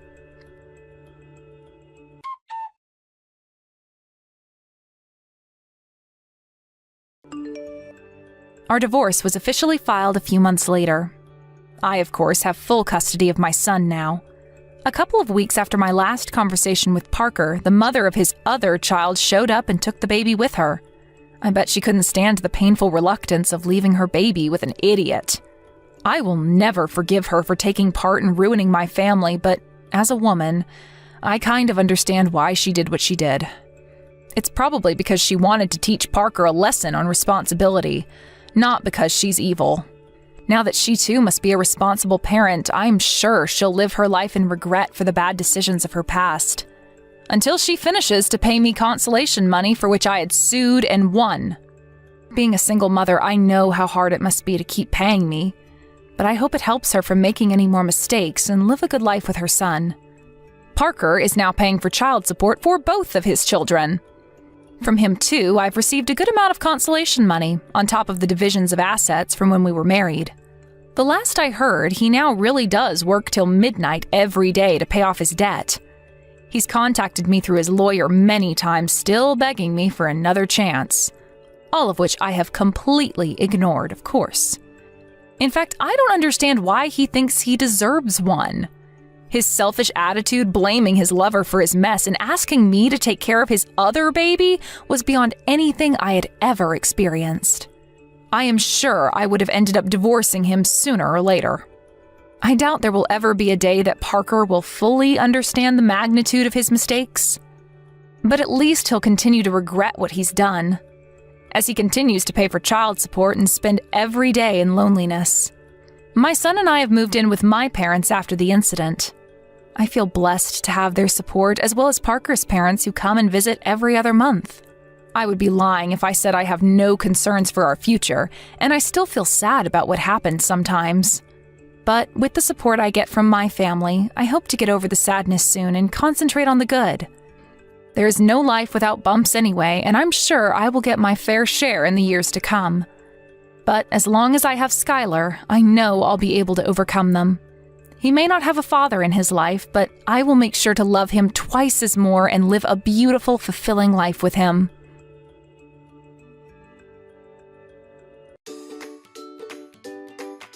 Thank you for watching. Don't forget to hit the like button and subscribe to the channel. Hey, Tom, are you on your lunch break? I've been thinking about you all morning. The weather's really gloomy today. Hey, just finishing up some client visits and heading back to the office. Had 3 meetings back-to-back since morning. The traffic's terrible in this rain. Must be tough driving in weather like this. Did you remember to take your umbrella? You always forget it when you're rushing. Actually forgot it again. Got pretty soaked running between meetings. Oh no, I knew it. This is why I always try to put one in your briefcase. There should be a spare one in your office drawer, though. Yeah, found it. Thanks for always thinking ahead. You really do take care of everything. Of course, can't have my hardworking husband catching a cold. Speaking of which, make sure you grab something warm for lunch.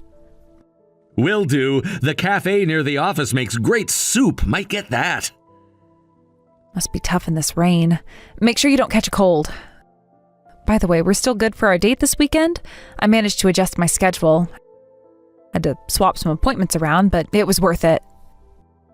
Yeah, definitely. I'll be working overtime until Friday, but I'm taking the weekend off for sure. Got a big project deadline coming up. Is it that department store account you mentioned? The one that's been giving you trouble? Yeah, they're really demanding. Want everything perfect before signing. Been revising proposals all week. You've been working so hard on that account. I remember how excited you were when you first got assigned to it. It's a big opportunity. If we land this one, it could mean a promotion. That's rough, but I'm glad we can still go. It's our wedding anniversary after all. I've been looking forward to having a proper date with you. We go shopping together sometimes, but we haven't had a real date in ages. Remember our last anniversary? That French restaurant was amazing. The foie gras there was incredible. You were so happy with the chocolate soufflé, too. Oh, yes. I still dream about that soufflé sometimes. The way it just melted in your mouth. And remember how the waiter accidentally spilled wine on your sleeve? How could I forget? But they handled it so professionally. Comped our desserts and everything. You were so calm about it, too. Most people would have gotten angry, but you just laughed it off. Me too. Let's go to that Italian restaurant you wanted to try. You know, the one you mentioned before? The one with the handmade pasta and wood-fired pizzas? Oh, I'd love that. But I heard it's really hard to get reservations there. People say you need to book months in advance. My friend tried 3 times and couldn't get in. Actually, I made the reservation 2 months ago. We're all set. Called them right after you first mentioned wanting to try it. You did? Oh, that's so thoughtful of you. You always remember the little things I mention. I keep notes in my phone whenever you mention places you want to try. Been doing it since we were dating. Really? Oh, that's so sweet. What other secrets are you keeping from me? That's for me to know and you to find out. Keeps the romance alive, right? You're such a tease, but that's one of the things I love about you. I was torn between that and the place we went last year, but thought trying somewhere new would be nice. Plus, their wine list looked impressive. That's perfect. Thank you for always taking me to such lovely restaurants for our anniversary. They're always so elegant and cute, and I love it. You really know how to make special occasions memorable. Of course, I look forward to it every year, too. Planning these dates gives me something to look forward to during busy weeks. Remember our first anniversary when you surprised me with that weekend trip to the hot springs? You were so shocked when I picked you up with packed bags. Your face was priceless. I couldn't believe you planned everything without me noticing. The room with the private bath was amazing. The view of the mountains at sunrise was worth every penny. You really understand my taste so well. I got such a good husband. Sometimes I can't believe how lucky I am. It's nothing. Making my wife happy gives me energy to keep going. Seeing you smile makes all the overtime worth it. Speaking of overtime, have you eaten properly today? I worry when you work such long hours. Had a sandwich between meetings. The convenience store near the office has decent ones. That's not enough. No wonder you've been looking tired lately. Should I prepare some bento boxes for you to take to work? Don't worry about it. Client meetings often run through lunch anyway. I think I'll wear that dress you bought me yesterday. I'll make sure my hair and makeup are perfect, too. Might try that new hairstyle I've been practicing. Glad you like that dress. It was worth buying. The color really suits you and the cut is elegant. The saleswoman was so helpful, wasn't she? She knew exactly what would look good on me. She's been working there for years, always remembers what you like. Yes, I love it, but I decided to save it for special occasions only. Want to keep it looking new and fresh. The material seems delicate. Well, it was quite expensive. The saleswoman said it's imported from Italy. You know, every time I look at it hanging in the closet, I smile. It reminds me of how you always spoil me. You deserve to be spoiled sometimes. It's perfect for our anniversary, though. The design is elegant enough for a nice restaurant. The length is just right, too. Not too formal, but still sophisticated. Then I'll wear my favorite jacket, too. I can't remember the last time we both dressed up for a date. Getting excited already. Might even get my shoes polished. Oh, the dark blue one? Oh, that looks so good on you. Remember when we bought it?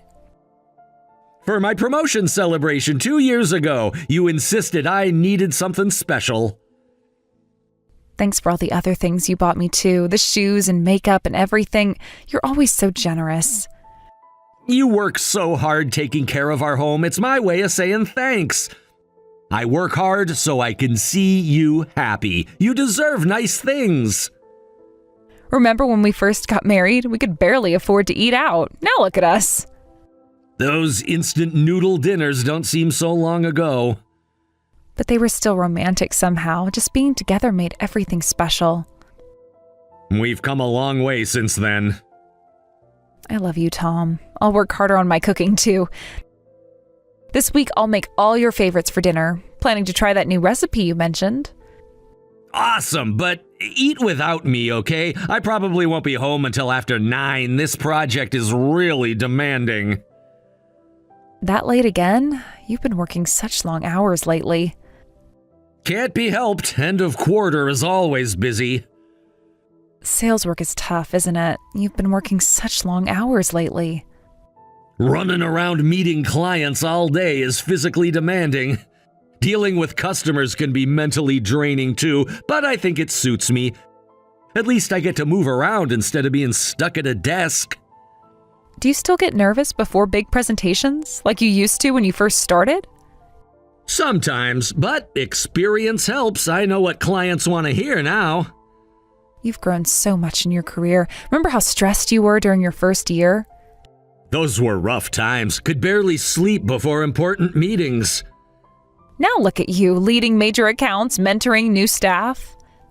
Still have a lot to learn, though. The industry keeps changing. Then I'll prepare nutritious meals to keep your energy up. Do you want light and healthy or hearty portions? I can always adjust based on how tired you are. Hearty portions, please. I need the energy for all these meetings. Got it. I'll make sure to include lots of meat to keep your strength up. Should I make extra for lunch boxes too? That would be great. Been spending too much on takeout lately. I'll prepare some side dishes that keep well too. Oh, and I bought those supplements you like. The vitamin C ones? Perfect timing with all this rain. Get home safe. Text me when you're heading back. Will do. Don't wait up if I'm too late.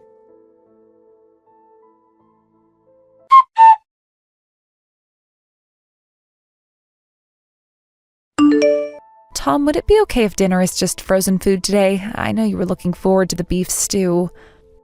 That's totally fine. Don't worry about it at all.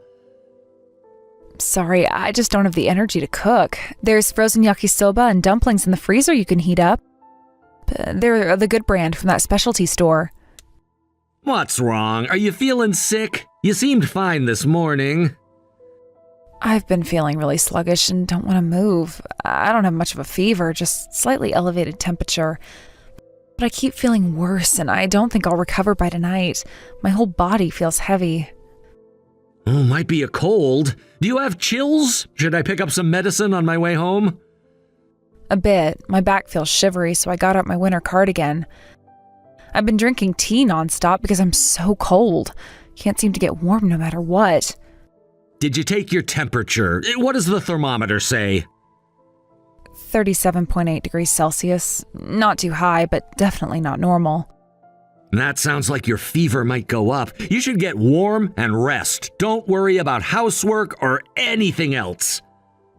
I feel bad, though. The laundry's piling up and the living room needs vacuuming. Leave it. Your health comes first. We can catch up on chores later. I will. Sorry I couldn't make dinner. I know you were looking forward to a home-cooked meal. Don't worry about that. I can handle feeding myself. More importantly, do we have anything you can eat? Should I grab some porridge from the convenience store? I was thinking of making porridge from the frozen rice we have. There's also some Jell-O in the fridge. I can get by on that. Maybe some of that sports drink you bought last week. The blue one or the red one? I can get more if you're running low. The blue one. Still have most of the bottle left. Try to eat something even if you're not hungry. You need nutrients to fight off the cold. Remember last time you got sick and didn't eat enough? Yeah, I'll try. Oh man, I hope I get better by the weekend. I'd hate to cancel our date because of a cold. You went through so much trouble with the reservations. If you eat well and get plenty of rest, you'll recover. And if not, we can always postpone to next week. Your health comes first. But what about the restaurant? Won't they charge a cancellation fee? Don't worry about that. Money isn't important right now. But you specifically cleared your schedule and made restaurant reservations. It took months to get that booking. That's fine. We can go another day and I can adjust work anytime. The restaurant will understand if we need to reschedule. You're really not mad, even though it's our anniversary? Of course not. What kind of husband would be angry about his wife being sick? You're so kind, Tom. I'm so glad I became your wife. You always put me first. I wish I could leave work now to take care of you, but today's schedule is packed. Can't leave early. Have 3 important client meetings. The department store client again?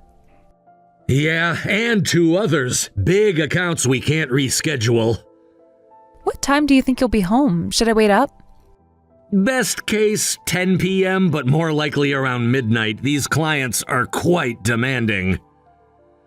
That's so late. Will you have time to eat?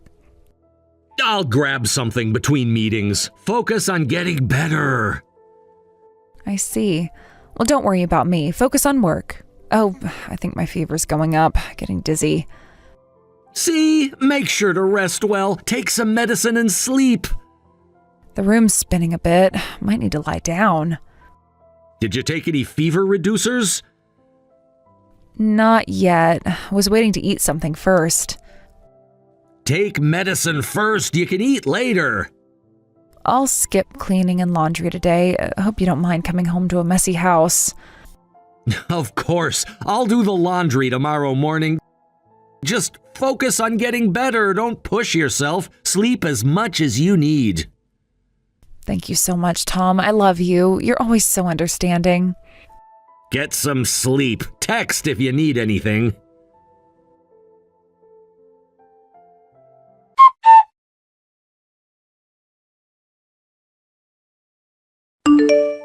Tom, come home quick. There was a fire in our apartment building. The apartment 2 doors down caught fire and there's smoke everywhere. I'm so scared. Were you home the whole time? Weren't you supposed to be resting? Of course, I was in bed with a cold, remember? The building alarm woke me up. There's so much smoke outside the window. It was scary. I could barely breathe. What floor did the fire start on? How bad is it? They said it started on our floor. The smoke is everywhere. Are you hurt? Did you manage to get out okay? No injuries, but I inhaled some smoke. They're taking me to the hospital by ambulance, so please come quickly. I was so scared. Everything happened so fast. That must have been rough. But I'm not coming. And I'm not going home either. Bye. What? What are you saying? This isn't funny, Tom. I'm not joking. What are you saying? Please come. I need you here. I said I'm not coming. You can't be serious. Your wife is going to the hospital. Stop the act. It's over. I am hurt. How can you abandon me like this? You just inhaled a bit of smoke. Stop being dramatic. How can you be so cold? This isn't like you at all. Maybe you never really knew me. But I'm being taken to the hospital. Isn't it normal to come when your wife is hurt? Why are you being so cold? I'd consider coming if you tell me the truth. The truth? I don't understand what you're talking about. What truth? You weren't alone in there, I know. What? Of course I was alone. I've been sick in bed all day. Keep lying, you're good at it. I was alone. What's going on? Why would you think otherwise? Then who was that man you were embracing when you came out of the building? I recognized him, saw him a few times in college. He's your ex-boyfriend, isn't he? The one you dated before me. What man? Tom, you're not making any sense. Playing dumb won't help now. You must be mistaken. There was no man. I know about the fire. I heard the building alarm going off and all the commotion in that area. The sirens were pretty hard to miss. What? You're talking like you were there, but you were at work. You said you had meetings. Actually, I happened to be passing by for work. One of my clients is in the area.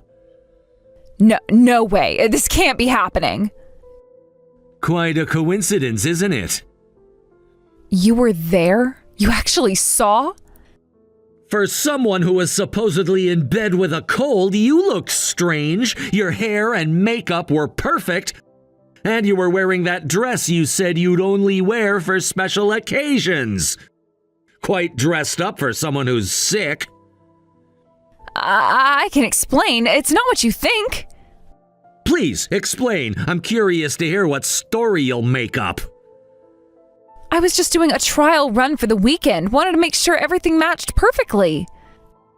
A trial run in full makeup and hair while you're supposedly sick with a fever? I wanted everything to be perfect for our anniversary. Even if that were true, what about your ex-boyfriend? Weren't you supposed to have broken up before we started dating? He had his arm around your waist like you were lovers. That's not how you hold someone you haven't seen in years. It's not like that. You're misunderstanding. He's just a friend who came to check on me. It's just a misunderstanding. He heard I was sick and wanted to bring medicine. Bringing medicine requires holding each other that intimately? I was scared because of the fire. He was just comforting me. Then explain what I'm misunderstanding. That definitely wasn't a friendly distance. You were clinging to each other like lovers. I saw how you looked at each other. I'm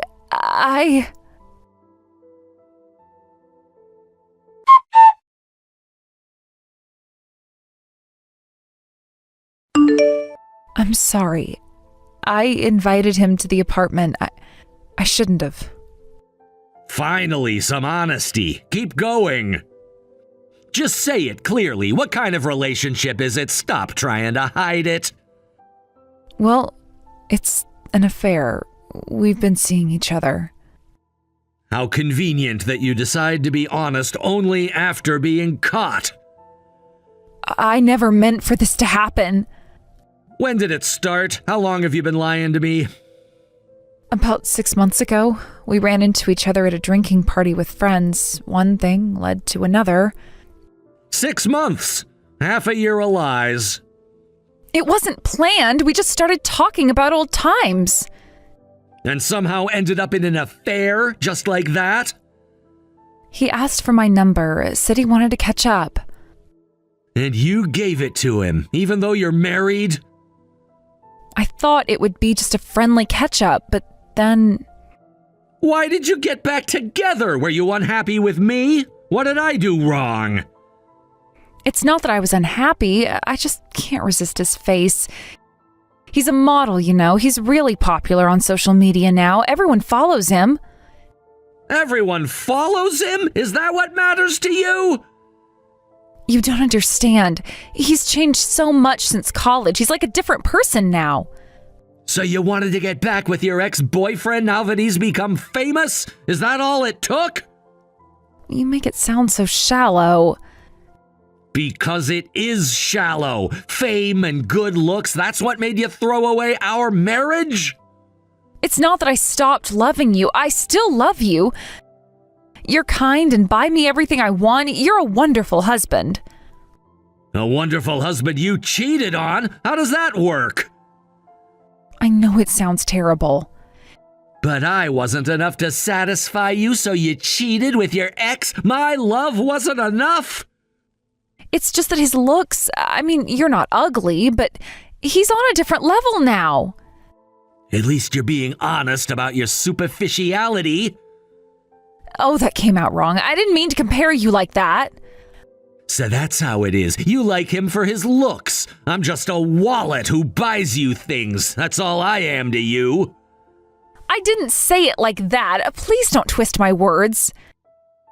But that's basically what you mean. Sure, I can't compete with him looks-wise. He was popular even in college. I hear he's starting to appear on TV now, becoming quite the celebrity. Must be exciting dating someone famous. You're making it sound worse than it is. Am I? Then tell me how I should interpret it. I made a mistake. I got caught up in the excitement. The excitement of sneaking around behind my back? Let's calm down. We can talk at the hospital, okay? Come see me and we can work this out. I'm not going to the hospital. There's nothing left to discuss. Please, we can fix this. 5 years of marriage can't end like this. You should have thought about that before the affair. Don't leave me alone. I need you. Why don't you ask your ex to come? He seemed pretty concerned earlier. He already left right after the evacuation. Your knight in shining armor abandoned you? How shocking. Well, with so many people around, he couldn't risk being exposed. It would cause a huge scandal. His agency would be furious. Ah, yes, his precious image. More important than the woman he's been sleeping with. His career is just starting to take off. He can't afford negative publicity. Right, he's selling himself as this sincere character. An affair would tank his image. Must be nice having a public image to protect. His agency has strict rules about dating, and a scandal with a married woman? Would be career suicide. I get it. His reputation matters more than you. You don't understand how the entertainment industry works. Oh, I understand perfectly. Image is everything, and you're bad for his image. You don't have to come to the hospital, but let's talk properly when I get home. I'll tell you everything honestly. We can work through this. What else is there to talk about? I think I've seen enough. We can go to counseling. Many couples survive affairs. I'm not interested in being one of those couples.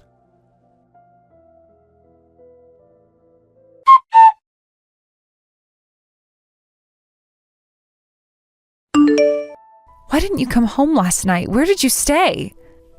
I told you I wouldn't. Why are you surprised? You won't even worry about me when I'm hurt? After 5 years of marriage? It couldn't have been that serious. You looked perfectly fine when you were evacuating. Healthy enough to embrace your boyfriend. The doctor said I should rest. I'm still coughing from the smoke. Funny how your cold miraculously improved when he came over. I still wanted you to show some concern. I'm still your wife. For now. What does that mean? I think you know exactly what it means. I think you should be more worried about your ex-boyfriend. He's the one with everything to lose. What do you mean? What did you do? I contacted your ex and told him I'm suing for compensation. His agency should be getting the paperwork soon. No, you didn't. Already done. Wait, how did you even have his contact info? I thought you just went to the same college but never actually interacted. I could find him through mutual friends. I asked around until I got his contact information. People were quite helpful when I explained why I needed it. You told people? Who did you talk to? Everyone who could help me reach him. You didn't tell them about the affair when asking, right? Please tell me you kept it quiet. I told them everything, every detail. No, this can't be happening. Actions have consequences, Maria. Why would you do that? His career could be ruined. It would be suspicious to suddenly ask for his contact info without a reason. I had to explain why. They were quite sympathetic. You've ruined everything. Don't you know how hard he worked to build his career? Should have thought about that before sleeping with a married woman. A scandal would be really bad for his career. He's just starting to get popular. Then he shouldn't have caused problems in the first place. He brought this on himself. It's karma. Actions have consequences. I hope those people keep quiet. Maybe we can contain this. Unlikely. I had to go through several people to get his contact info, so it's probably gonna leak somewhere. It's just a matter of time before the media finds out. Scandals sell well. How could you do this? You're destroying his life. You have no right to blame me. You're the one who cheated. You both made your choices. But his career, everything he worked for. Should have thought about that before the affair. Yes, but... And just so you know, I'm suing you for compensation too. Don't think being a housewife will get you off the hook. You'll have to pay for what you did. How am I supposed to pay the compensation? I don't have any income. That's your problem to figure out. Why are you so angry over one affair? Didn't you love me? Can't you forgive me? Because I loved you, the betrayal hurts even more. Sadness turns to hatred. Now all I feel for you is disgust. You've killed every good memory we had. One mistake shouldn't erase 5 years of marriage. It wasn't one mistake. It was 6 months of conscious choices. I don't want a divorce. Please, we can work this out. Why don't you marry your ex? You like his looks, right? He's a celebrity, so he must make good money. Isn't that what you want? He would never choose me. He already has to work on recovering his image. A divorce and remarriage would only make it worse. His agency would drop him immediately. So you're only staying because he won't have you? Nice to know where I stand. That's not what I meant. True. You're just a liability to him now. This could destroy his future in the entertainment industry. Everything he's worked for will be gone. His fans will turn against him. Funny how you're more worried about his career than our marriage. I agree. Sponsors will probably start terminating contracts one after another. He'll have to pay breach of contract penalties. He's gonna go through hell. All because he couldn't resist having an affair with a married woman. Please stop this. You can sue me instead. Leave him out of it. Too late for that. The wheels are already in motion. I'm already in hell. How am I supposed to live on my own? I haven't worked in years. You know I left my job when we got married. Not my problem anymore. Don't expect to maintain your current lifestyle. You'll have to get a part-time job and live modestly. No more expensive dresses or fancy restaurants. How am I supposed to start over at my age? All of my experience is outdated. Should have thought about job security before having an affair. I can't even imagine how I'm going to survive. All my friends are housewives. They'll abandon me when they find out about this. More consequences of your choices. They'll all take your side. I'll lose everything.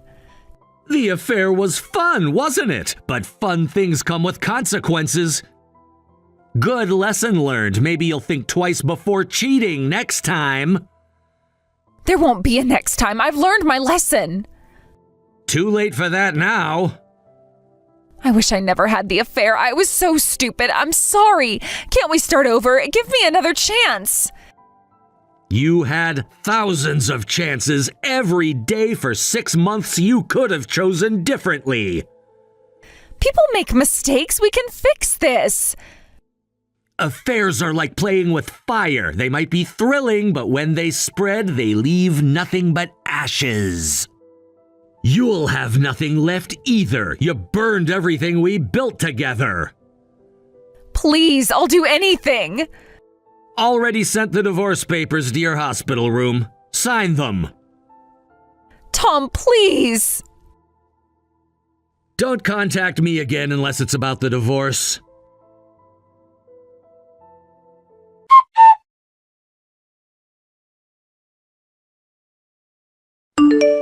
After that, I handed Maria divorce papers and kicked her out of the house. The lease was coming up for renewal, so I contacted the agency to terminate it. Since she couldn't afford rent on her own, Maria had no choice but to leave. I hear she started working part-time, but she's barely getting by. In her desperation, Maria did something unthinkable. She started exposing details of their affair period on social media, trying to gain followers and make money. Now her ex is planning to sue her for defamation. Their relationship has completely fallen apart. Watching their mutual destruction from the sidelines, I think about how foolish it all is. It's convenient that they're attacking each other and heading toward their own ruin. Since the divorce, I've been able to use my money freely, and my savings have increased. I used to find happiness in spending money on Maria, but watching my savings grow feels pretty good too. From now on, I'll save money for myself.